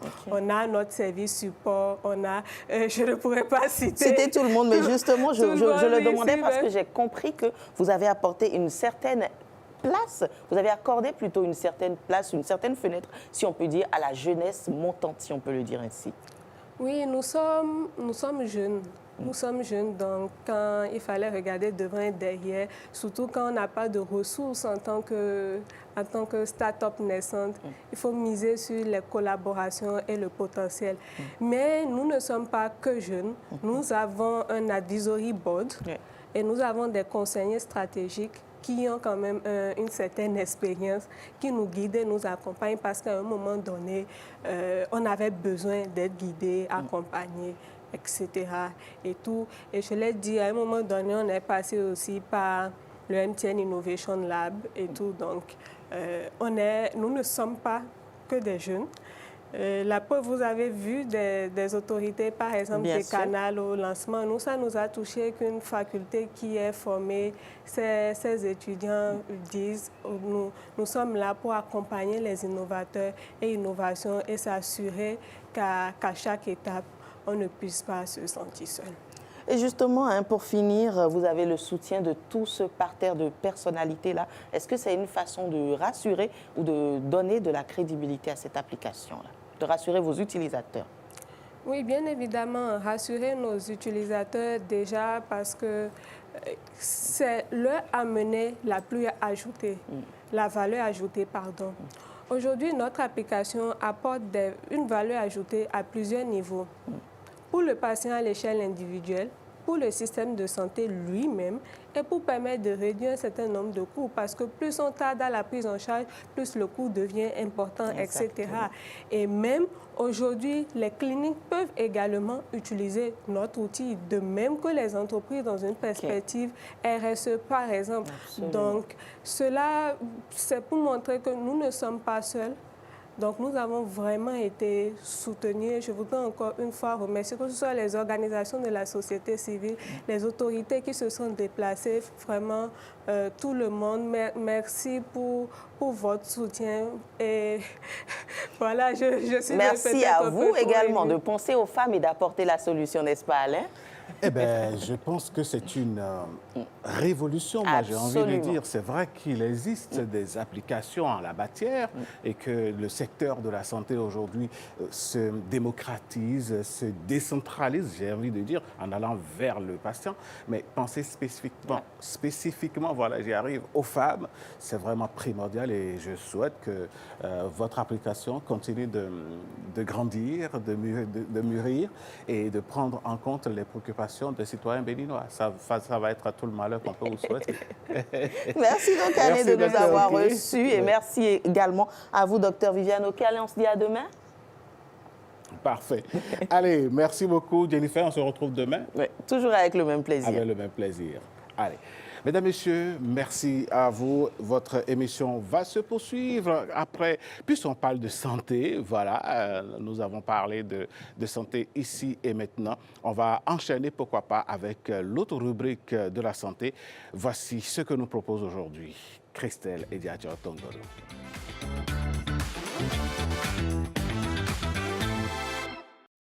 Un souffle court, une douleur dans la poitrine, un malaise qui s'installe brutalement. Ces signes peuvent révéler une urgence vitale, l'embolie pulmonaire. L'embolie pulmonaire, c'est une maladie qui est définie par l'obstruction de l'artère pulmonaire ou de l'une de ses branches par un caillot de sang. L'artère pulmonaire, c'est le vaisseau qui conduit le sang du cœur vers les poumons en vue de son oxygénation. Et donc, le caillot de sang va se former le plus souvent dans une veine des jambes et ce caillot va se déplacer pour venir à l'intérieur du cœur, puis ensuite entrer dans l'artère pulmonaire et se bloquer. En réalité, les veines, ce sont des vaisseaux qui transportent le sang des organes vers le cœur. Et donc ces veines-là, partant des pieds par exemple, ces veines, leur calibre augmente progressivement pour venir jusqu'au niveau du cœur. Et arriver au niveau du cœur, à partir du cœur, par l'artère pulmonaire. Et cette artère pulmonaire-là, son calibre va aller en diminuant. Donc cela fait que le caillot qui s'est formé par exemple dans les jambes va circuler librement jusqu'à arriver au niveau du cœur. Mais lorsqu'il sort du cœur, puisque le calibre de l'artère pulmonaire va en diminuant, le caillot, en fonction de sa taille, va se coincer à un moment donné. Et donc, c'est ça qui va créer l'embolie pulmonaire. Il y a 3 groupes de facteurs qui vont favoriser la formation de caillots dans la circulation veineuse. Il faut dire que la circulation veineuse normale, à l'état normal, le sang circule de façon fluide et sans caillots. Lorsque, par exemple, la paroi de la veine est altérée ou lorsque la vitesse de circulation du sang diminue ou lorsque la composition du sang change, cela peut favoriser la coagulation. Chez une femme enceinte, donc du fait des hormones qui sont sécrétées, le sang peut devenir facilement coagulable. Chez une personne drépanocytaire, par exemple, la forme SC, chez ces personnes-là, le sang est facilement coagulable à cause de la mauvaise forme des hématies. Les hématies étant falciformées, ça peut favoriser la coagulation. Dans les cancers, le cancer sécrète dans la circulation différents produits qui peuvent rendre le sang coagulable. Même dans certaines maladies inflammatoires, chroniques aussi, on peut avoir une coagulabilité plus facile du sang. Maintenant, il y a des prédispositions constitutionnelles, notamment certains déficits enzymatiques de naissance. Donc, on a des déficits en protéine C, en protéine S, des mutations de certains facteurs peuvent favoriser aussi la coagulation. Le ralentissement de la circulation veineuse, c'est par exemple les situations où on a des tumeurs au niveau du pelvis. Par exemple, quelqu'un qui a des fibromes, de gros fibromes, cela peut ralentir la circulation du sang. La grossesse aussi, du fait du volume de l'utérus, ça peut ralentir la circulation du sang. Lorsque, pour un traumatisme donné, on est alité ou on a un plâtre, le fait de ne pas bouger les jambes favorise également la même chose. Et je vais terminer sur les voyages, donc les longs voyages, des voyages qui durent plus de 4 heures de temps. Lorsque l'individu ne bouge pas, reste immobilisé, il peut être à risque de faire une thrombose. Donc un voyage de plus de 4 heures, que ce soit par voie terrestre, par voie aérienne, cela est un risque également de faire une thrombose veineuse. Maintenant, quelqu'un qui a déjà fait une thrombose, une embolie pulmonaire par le passé, le fait de l'avoir fait par le passé constitue aussi un risque d'en refaire. Nous parlons de maladie thromboembolique veineuse. Et la maladie thromboembolique veineuse, c'est une entité qui comporte l'embolie pulmonaire et la thrombose veineuse profonde. La thrombose veineuse profonde étant la présence de caillots du sang dans une partie du réseau veineux, le plus souvent dans les jambes. Donc, l'embolie pulmonaire est causée par la présence de thrombose veineuse. Et on prend les deux dans la même maladie qu'on appelle maladie thromboembolique veineuse. Autrement dit, un caillot migre, atteint le poumon et perturbe brutalement la circulation du sang. Le danger, c'est que les symptômes peuvent sembler banals. Alors, lorsque le caillot se forme dans la circulation veineuse, dans les jambes, le malade peut sentir des symptômes. Il s'agit souvent de douleurs au niveau du mollet, donc un mollet et pas les deux. Et cette douleur va s'accompagner aussi d'enflement du mollet. Et cet enflement sera chaud. Donc, ça fait un œdème chaud d'un mollet. Et ce genre d'œdème doit faire penser à une thrombose veineuse. Et lorsque cette thrombose veineuse, elle est là, elle peut se compliquer d'embolie pulmonaire. Et l'embolie pulmonaire, elle, va se manifester par plutôt l'essoufflement, donc la dyspnée, la douleur dans la poitrine, souvent douleur à type de point de côté, c'est-à-dire le malade a mal dans les côtes. On peut avoir la toux aussi, et c'est une toux qui va ramener des crachats sanguinolents. Donc tout part le plus souvent d'un enflement de jambes, qui est l'expression de la thrombose veineuse, et ça va se compliquer plus tard d'embolie pulmonaire.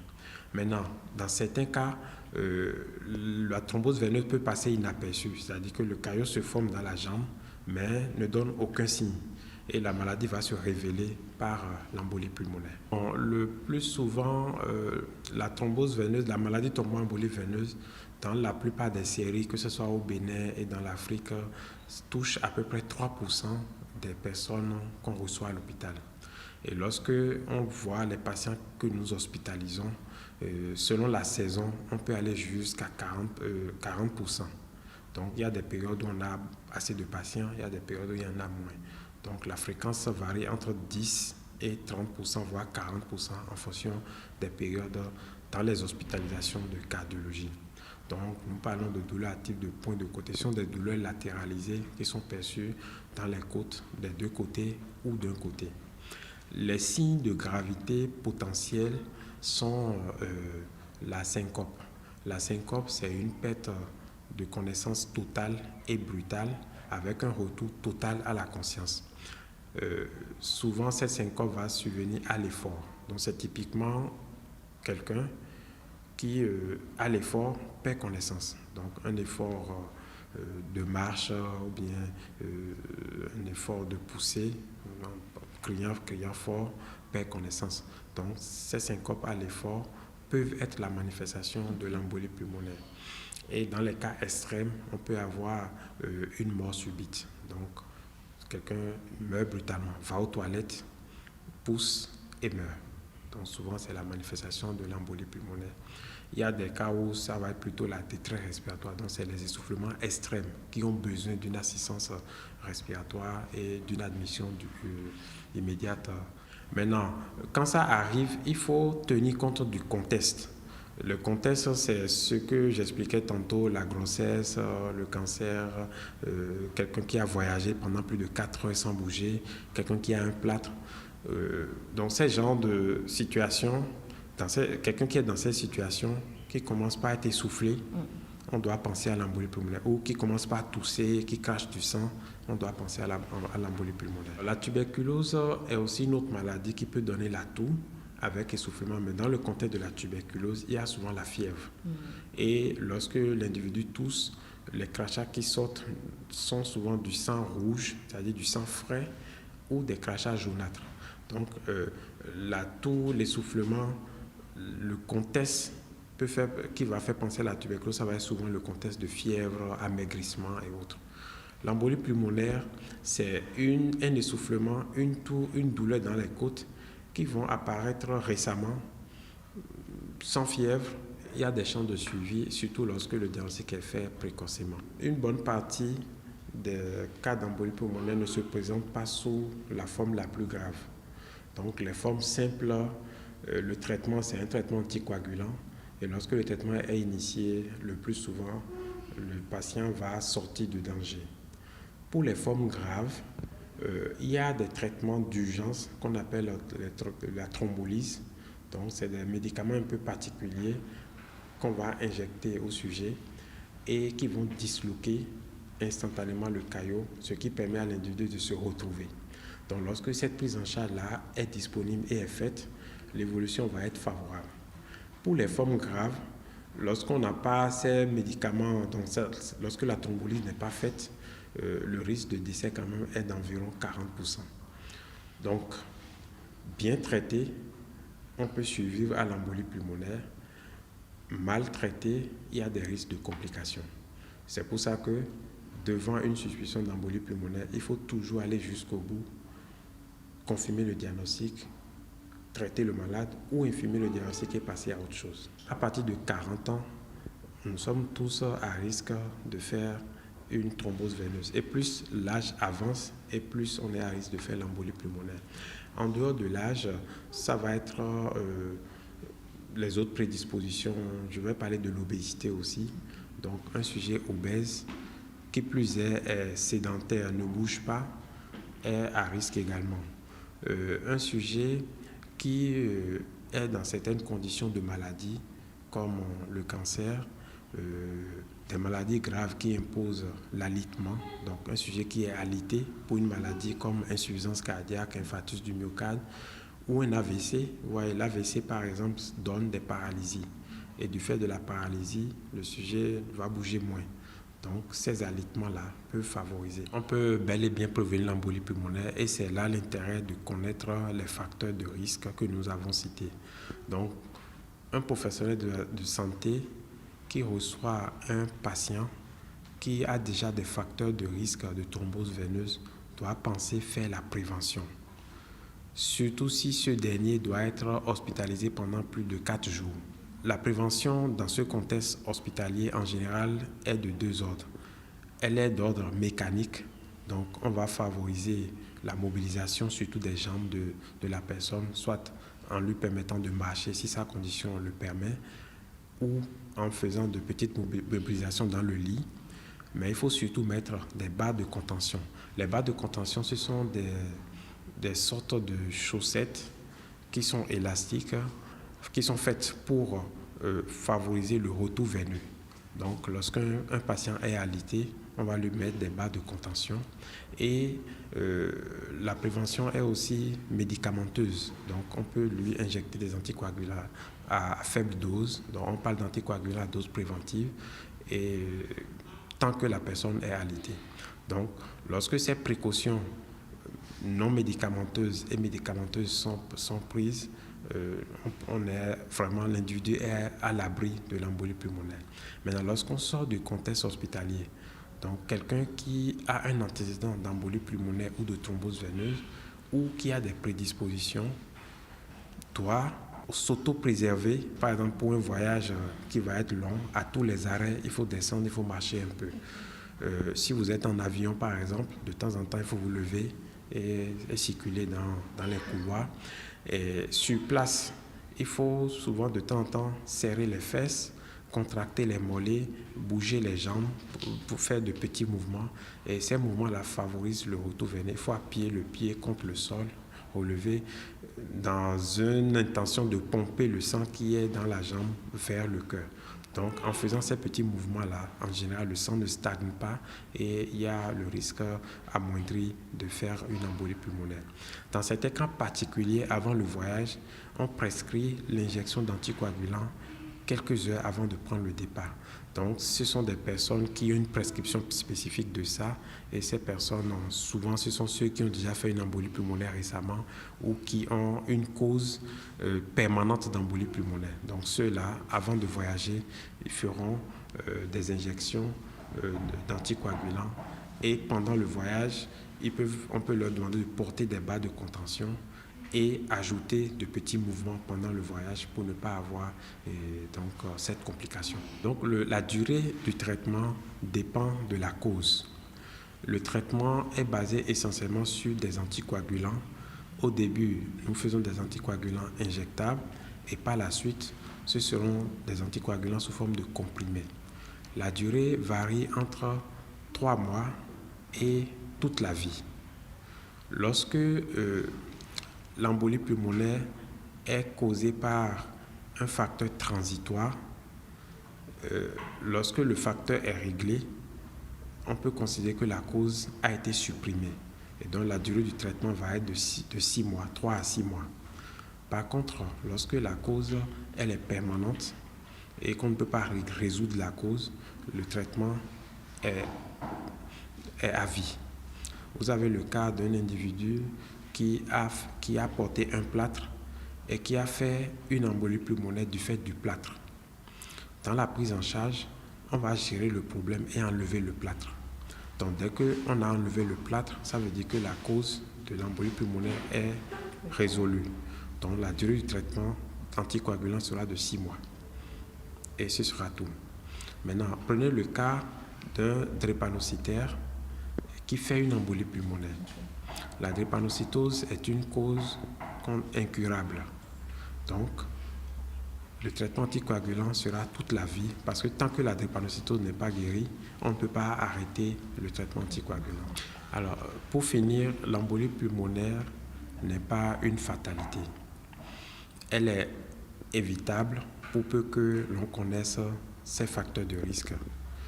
Et lorsqu'on a déjà fait l'embolie pulmonaire, le traitement, la durée du traitement dépend de la cause et il faut vraiment respecter les prescriptions du médecin traitant afin de respecter exactement la durée prévue.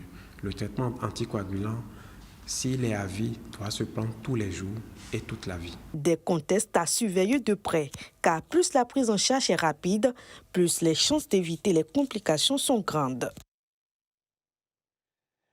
Et voilà donc qui est clair et beaucoup d'informations dans cette rubrique Instant Santé. Vous avez toute une panoplie d'informations par rapport à l'embolie pulmonaire et désormais, vous savez qu'il faut prendre des dispositions quand vous êtes susceptible de faire cette maladie. Et là, on ne vous le souhaite pas du tout. Et bien, de toutes les façons, si ça arrive, vous savez désormais ce qu'il y a à faire. Voici donc la rubrique santé qui nous en parlait. Mesdames, Messieurs, on va recevoir à présent une dernière invitée, sinon des invités, pour boucler cette émission avant de retrouver la page sport. Voici nos invités.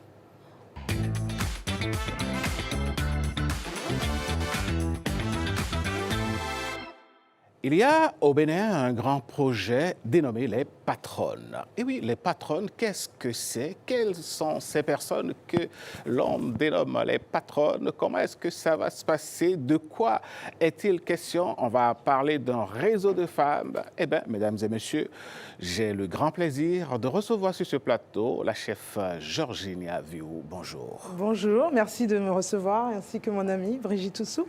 Brigitte Toussou également sur ce plateau. Brigitte Toussou, bonjour. Bonjour, merci de nous recevoir. Alors, chef Viou, je vous appelle chef. C'est vrai que dans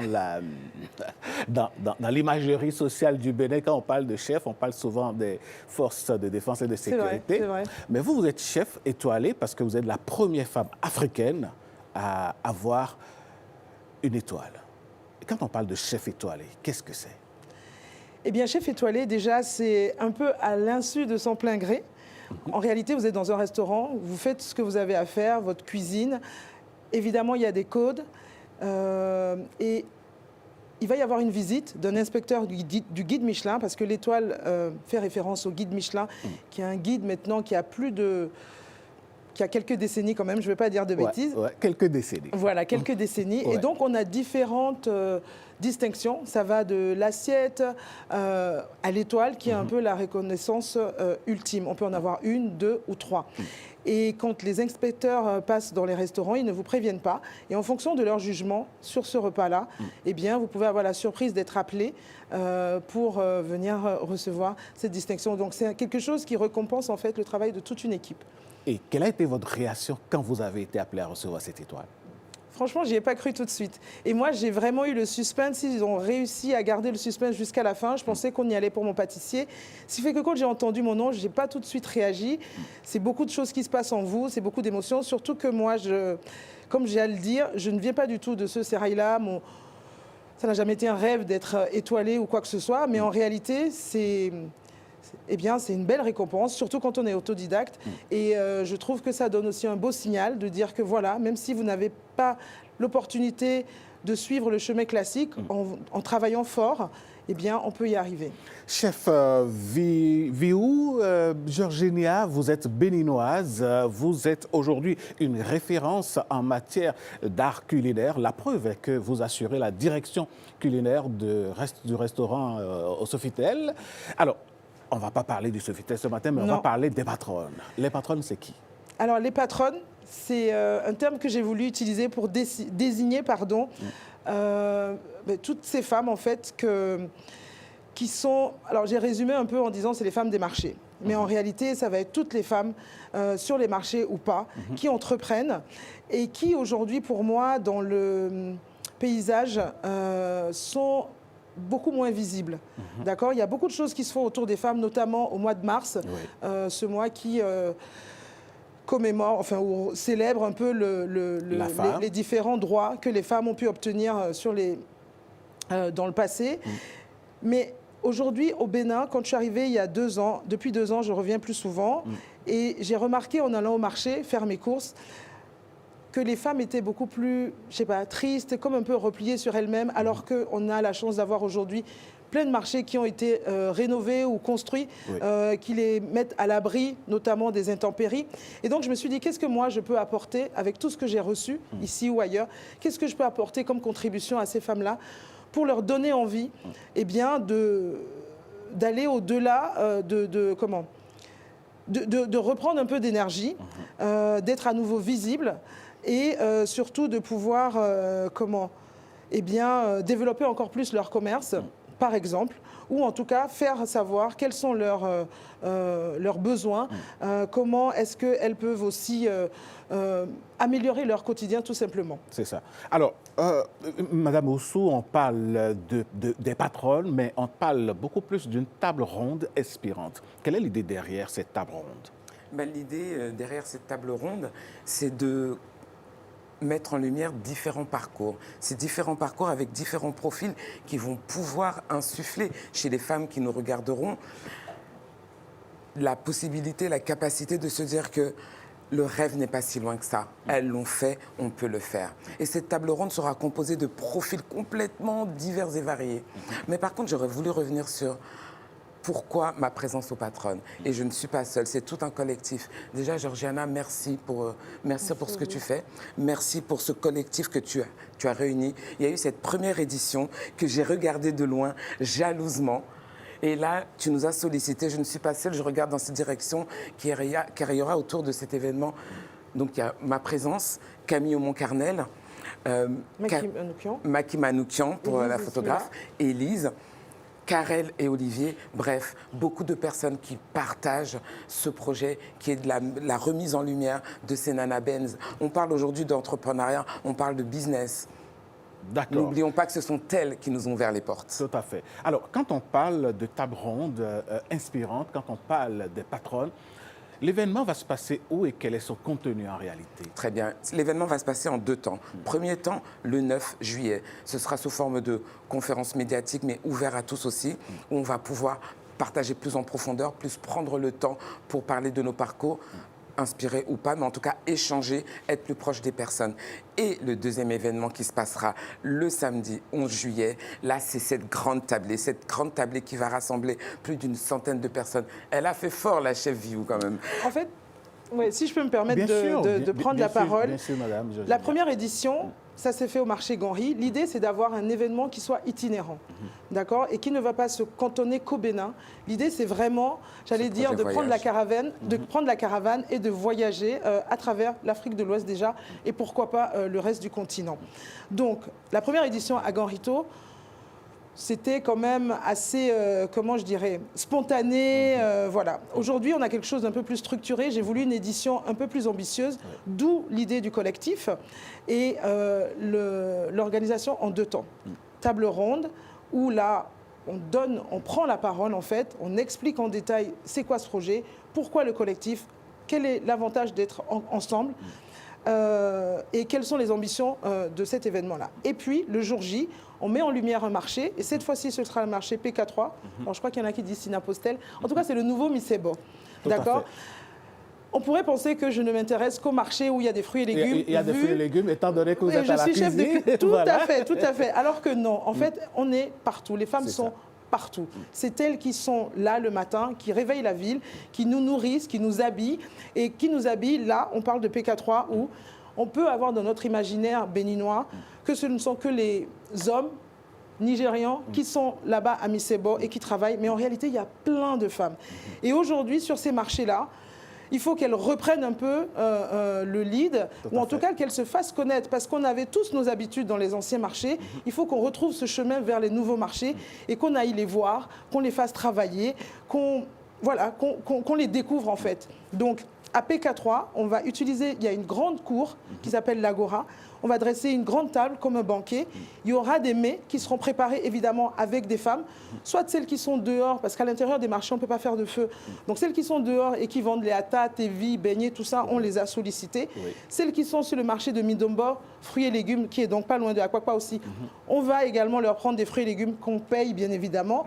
Et puis tous ensemble, on va faire une salade de fruits. En fait, voilà, ça va être très simple. Ça va être un festival en réalité. Un festival, il va y avoir aussi un défilé de mode. On a sollicité des jeunes créateurs de Seme City qui vont imaginer à partir de ces vêtements de friperie, je dirais. Vendus à Misebo. Vendus à Misebo. Ou à PK3, justement. Exactement. Oui. Et ensuite, les tissus aussi vendus à Misebo par les femmes.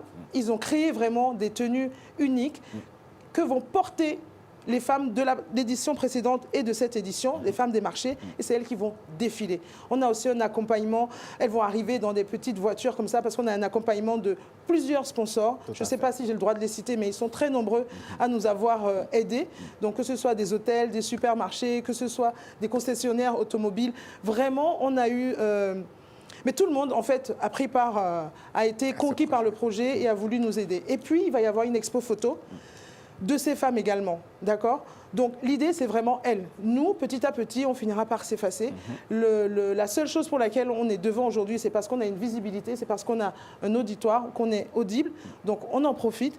Mais après, j'espère que c'est elles qui prendront à bras-le-corps ce projet. Alors, quand on parle de PK3, c'est vrai que c'est le nouveau marché construit par le gouvernement béninois et mis à la disposition des acteurs de la friperie, vêtements seconde main. Alors, quand on décide de faire ce type de festival, quel est l'accueil que vous attendez des acteurs à PK3 pour ne pas dire Sinapostel? Eh bien, j'attends le même accueil que j'ai eu à Gorrito, c'est-à-dire qu'au début, je vais un peu l'assimiler à... Moi, je parle souvent en image au chat. Vous voyez, quand vous approchez d'un chat, il est un peu réticent, il vous regarde, et puis après, il vient, il se faufile un peu autour et tout. C'était un peu comme ça. Les gens ont besoin de comprendre. On ne peut pas juste arriver et dire « Ah, venez, je vais... » Peut-être qu'ils n'ont pas envie, en fait, de ce que tu es en train de faire. Donc, en fait, avant de lancer vraiment officiellement ce projet-là, j'en ai parlé avec un certain nombre de femmes et dire « Voilà mon idée. Qu'est-ce que vous en pensez? Est-ce que vous voulez qu'on le fasse? Si oui, on y va. » Ça y est. Et donc, quand elles ont dit oui, c'est elles aujourd'hui qui m'ont permis, moi, de pouvoir créer le dialogue avec les femmes de PK3. Parce que je parle un peu fond, mais il n'est pas parfait, ni mominant. Donc, c'est important d'avoir quelqu'un. Donc, et quand les autres l'ont déjà fait, l'ont expérimenté, c'est plus facile pour elles d'aller convaincre les autres. Aujourd'hui, samedi prochain, on aura une dame qui est vendeuse de friperie et qui est aussi chanteuse. Donc, non seulement on a pu faire sa photo pour l'expo, elle va prendre part à l'organisation, mais elle va pouvoir aussi chanter. Parce que ce samedi-là, on a aussi des invités de marque, dont... je peux le dire, bien sûr, Madame Zénab qui sera là. Et du coup, l'idée aussi, au-delà de tout ça, de la visibilité et tout, c'est de créer un peu un réseau, de connecter des gens qui ne se seraient pas forcément attablés ensemble, et donc de créer des synergies pour que demain, que ce soit les autres initiatives qui ont déjà été mises en place pour les femmes, eh bien, tout ça converge. Tout à l'heure, j'ai vu cette dame qui est venue présenter son application. Eh bien, c'est l'occasion aussi de pouvoir parler de ce genre d'initiative parce qu'on est toutes chacun dans notre coin et qu'en réalité... Il faut désormais faire la symbiose. Exactement. Alors, Ousso Brigitte, quand on organise un tel festival, moi je l'appelle désormais déjà un festival. Vous pouvez. Puisque ce sont des femmes qui vont se retrouver ensemble de différents secteurs. Quel est le message que vous avez ce matin à l'endroit de ceux qui seraient intéressés et comment est-ce qu'ils vont pouvoir participer? Alors, comme l'affiche l'a indiqué, l'événement a été victime de son succès. Ouais. Donc, c'est complet. Par contre, il est important de dire que c'est un accès gratuit, un accès libre. C'est vraiment, venez comme vous êtes, venez juste avec votre idée, votre volonté, votre énergie. L'idée, c'est vraiment faire rencontrer des femmes avec d'autres femmes de milieux divers et variés, mais pour partager des visions, partager des idées et que ce projet continue de parcourir le Bénin et le continent. Et attention, bien sûr, quand on parle de femmes, on n'exclut pas les hommes. Bien sûr. Ah, d'accord. Ce sont nos maris, ce sont nos frères, ce sont nos amants, ce sont nos enfants. Donc, c'est tous ensemble qu'on va y arriver. D'accord? C'est tous ensemble qu'on va y arriver. Mais à un moment donné, on ne peut pas prendre tous les sujets à bras-le-corps. Donc, chacun fait avec ce qu'il sait faire. Et concernant le nombre de places qui est complet, c'est pas tant l'événement qui est complet. C'est-à-dire qu'à un moment, il fallait arrêter un nombre autour de cette table. Parce qu'après, il y a toute une production derrière. Et nous ne sommes pas des organisateurs de festivals. C'est une première pour nous tous. Donc, on a voulu limiter, entre guillemets, la casse. Mais les gens peuvent venir. Le marché est grand. Donc, vous ne serez peut-être pas assis, mais vous aurez la possibilité de vivre l'événement. De vivre l'événement, d'assister au défilé, de faire du réseau. De voir l'exposition, d'acheter chez tous ces commerçants qui sont là et qui n'attendent que ça. Parce qu'il faut bien se rendre compte qu'aujourd'hui, l'outil est là. les étals sont là, bien remplis, bien dressés, mais le client manque encore. Bien approprié. Voilà, le client manque. Donc, il faut y aller, il faut aller investir nos marchés, il faut aller faire vivre l'économie locale. Chef étoilé Georginia Viou des Fourneaux, vous allez donc débarquer pas dans les fruits et légumes, mais dans la friperie. Ça va être... pour cette édition, l'édition prochaine, je prévois d'aller sur le marché d'Akasato. Attention, attention, restez branchés. Le marché de gros d'Akasato. Exactement. C'est clair et net. Allez, donc le rendez-vous est pris déjà pour demain. Demain, c'est le 9. Puis après, le 10. Le 11. Le 11, rendez-vous à PK3. Parfait. Allez, le message est passé. Moi, est-ce que vous avez en 30 secondes un mot de la fin à dire? Oui, juste une image simple comme ça. Comme il y a mes autres amis qui sont là, je veux qu'elles montent, non pas le micro, mais je veux qu'on voit toutes ces femmes qui ont fait le déplacement pour venir. Venez, c'est vrai que le plateau n'est pas approprié pour ça, mais comme c'est un consortium, j'ai envie de dire. Et merci infiniment à vous de nous avoir reçus ce matin. C'est moi. Allez, merci beaucoup. La photographe, ça va être un gros festival demain. Voilà, notre modératrice, maîtresse de cérémonie, Camille. Voilà. Merci beaucoup. Merci beaucoup, Georginia Viou. Je rappelle que c'est les patronnes, un projet que vous pilotez, que vous portez à bras-le-corps pour créer cette symbiose, ce réseau avec les femmes de nos marchés pour que désormais le commerce soit vu autrement. Exactement. Allez, vous avez tout compris. Merci. Parfait. Merci. Allez, mesdames et messieurs, c'était là donc les patronnes. On va poursuivre cette émission et voici, ça va être le temps des sports. On fait la rubrique sport à présent.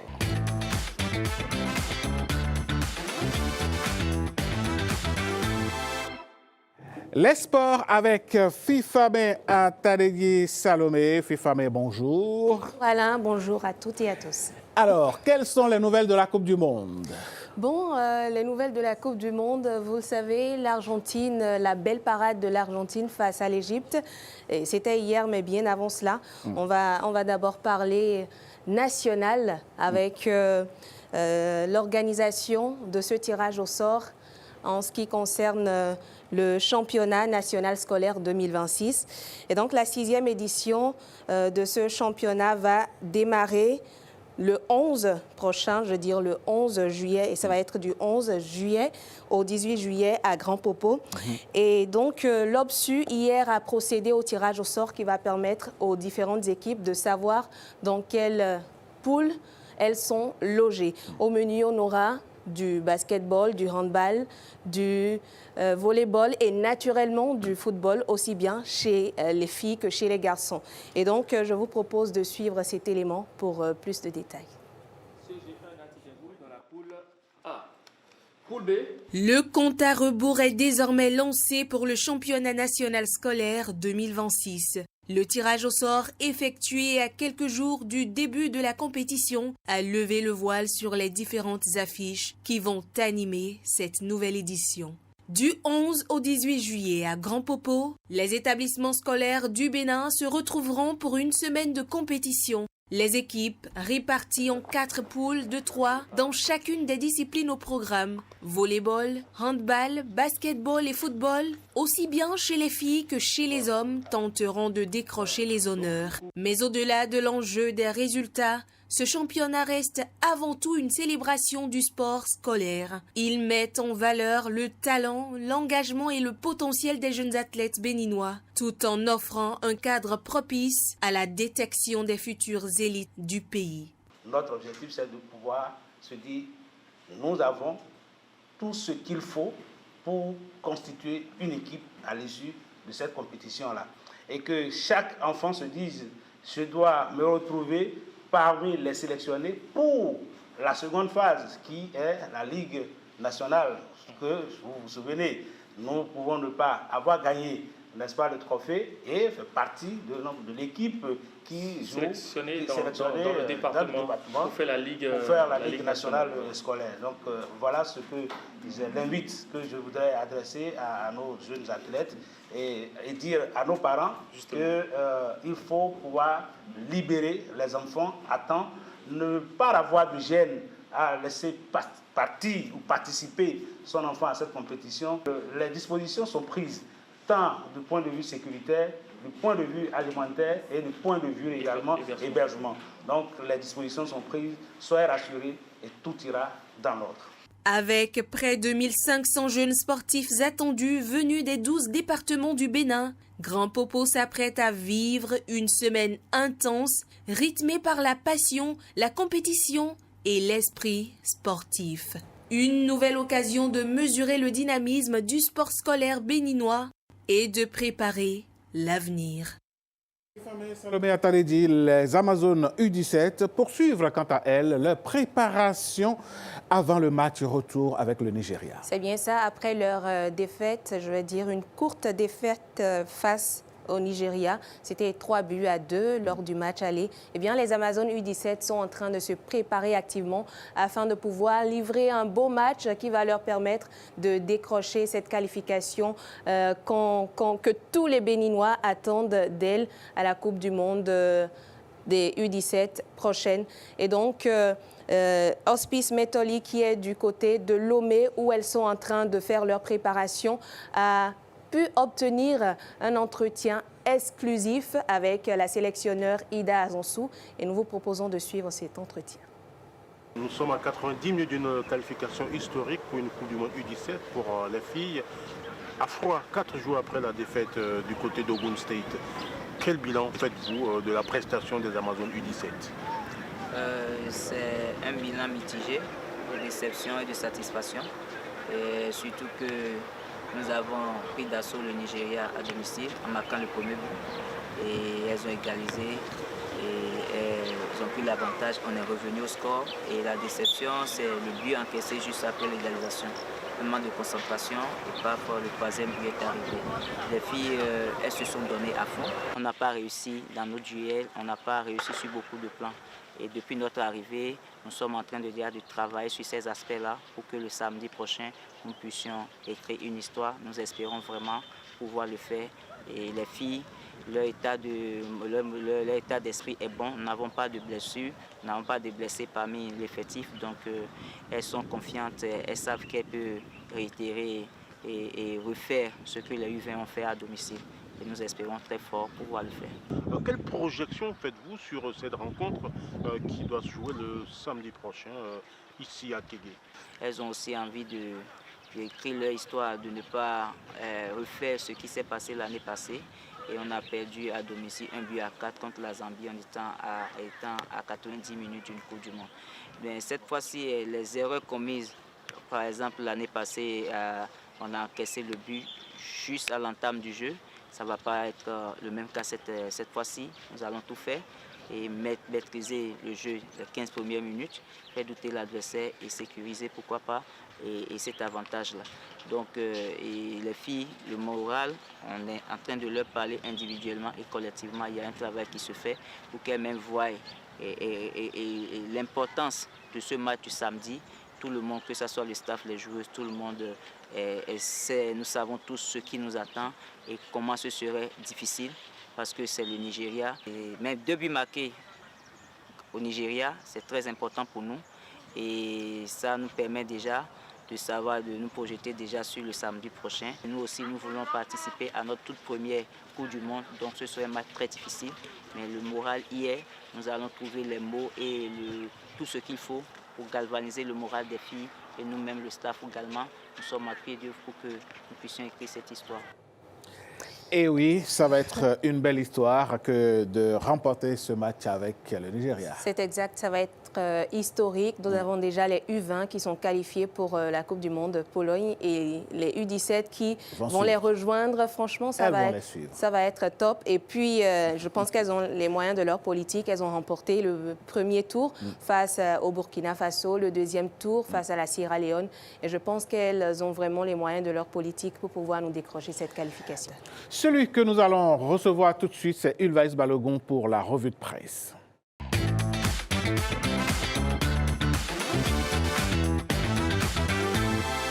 Revue de presse avec Ulvaïs Balogun. Ulvaïs, bonjour. Bonjour Alain, bonjour à toutes et à tous.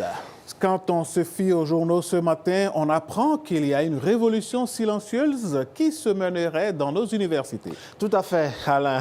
Vous l'avez si bien dit. Le numérique transforme progressivement les pratiques pédagogiques dans les universités nationales et ouvre la voie à un enseignement, justement, un enseignement plus accessible, plus flexible et davantage connecté aux réalités du monde moderne. Le quotidien de service public La Nation en parle justement et titre « Enseignement supérieur à l'université, la révolution silencieuse du savoir en ligne ». Selon le journal, avec la mise en œuvre du e-learning dans les universités publiques, le gouvernement veut arracher l'apprentissage aux contraintes de la distance et brancher la jeunesse béninoise sur les meilleurs contenus du monde. Le cœur du dispositif tient dans la qualité des ressources. Les étudiants n'auront plus seulement accès aux contenus produits localement. La plateforme donnera accès à des contenus pédagogiques de rang international élaborés par des spécialistes mondiaux. Une bibliothèque vivante sans cesse enrichie où le cours d'un professeur béninois peut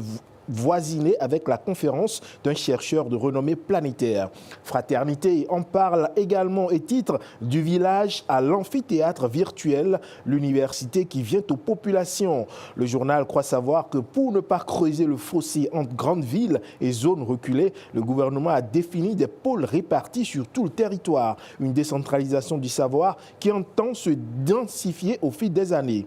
En semant des pôles à travers le pays, le gouvernement a fait le choix d'un développement équilibré où l'intérieur des terres n'est plus la variable d'ajustement du progrès. Pour les collectivités concernées, l'implantation d'un pôle est une promesse de dynamisme. Elle fixe la jeunesse, irrigue l'économie locale et redonne au territoire reculé le sentiment de compter. Le matinal, quant à lui, s'intéresse à comment l'État a fait de la contrainte électrique un défi surmonté dans la mise en œuvre du e-learning.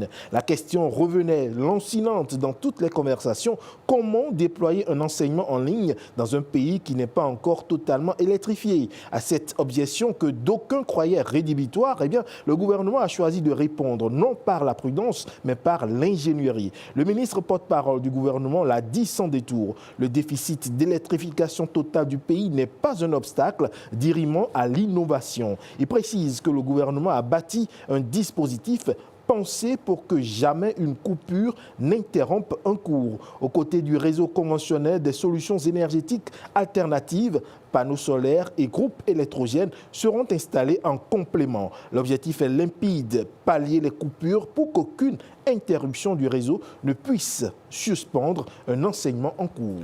On parle de révolution, mais le secteur agricole semble ne pas être épargné. Tout à fait, Alain. Le matinal, le quotidien Le Matinal nous apprend que longtemps tributaire des caprices du climat et de l'exportation des produits bruts, le secteur se réinvente sous l'impulsion du programme stratégique Bénin-Vert. Le journal titre « Du champ à la prospérité, la nouvelle révolution verte du Bénin ». Cette feuille de route pose une ambition claire. Connecter la technologie et l'innovation au savoir-faire des paysans pour transformer la terre en un moteur de richesse industrielle et de souveraineté alimentaire nationale. Rompant définitivement avec le vieux modèle colonial de l'exportation de matières premières brutes, le programme Bénin-Vert fait de l'agro-industrialisation le cœur battant de l'économie rurale. En mariant de fait l'innovation technologique à la transformation industrielle locale, cette nouvelle feuille de route stratégique brise les vieux modèles pour placer désormais la prospérité du paysan au cœur de l'économie nationale. Et puis, Ilvaïus, après 3 semaines après donc sa mise en œuvre, les mesures de prise en charge des urgences vitales donnent des résultats palpables. Absolument, absolument. Des résultats palpables déjà. Près de 12 000 cas ont été enregistrés et près de 4 000 patients ont bénéficié d'une intervention immédiate sans aucun préalable, sans avance préalable de frais. L'information est à lire dans le quotidien de service public La Nation. Ce volume important, nous explique le journal, montre combien les situations nécessitant une intervention rapide demeurent fréquentes dans les hôpitaux hôpitaux publics. Derrière ces statistiques se trouvent des milliers de patients confrontés à des situations critiques, accidents de la circulation, complications obstétricales, détresse respiratoire, traumatismes graves ou encore pathologies nécessitant une prise en charge immédiate. Les chiffres communiqués font état d'un taux de recouvrement avoisinant 70%. Pour de nombreuses familles, savoir qu'un proche pourra être immédiatement pris en charge dans une situation critique constitue un facteur de soulagement. Et pour le gouvernement, ces premiers indicateurs traduisent à la fois la pertinence de la réforme et surtout l'adhésion progressive des populations, notamment au regard du caractère récent de cette mesure. Merci Ulvaeus Balogun, c'est la fin de la revue de presse. Absolument. Allez, je vous souhaite une très belle journée, mon cher. Merci à vous aussi, on se retrouve demain. Demain sans faute. Merci. Mesdames et messieurs, c'est également la fin de ce numéro, le 202e de votre émission Bonjour le Bénin, que nous avons eu du plaisir à vous présenter. Tout en vous souhaitant une excellente journée, restez câblés sur les programmes de Bénin TV car le meilleur, c'est ici. À demain, si Dieu le veut.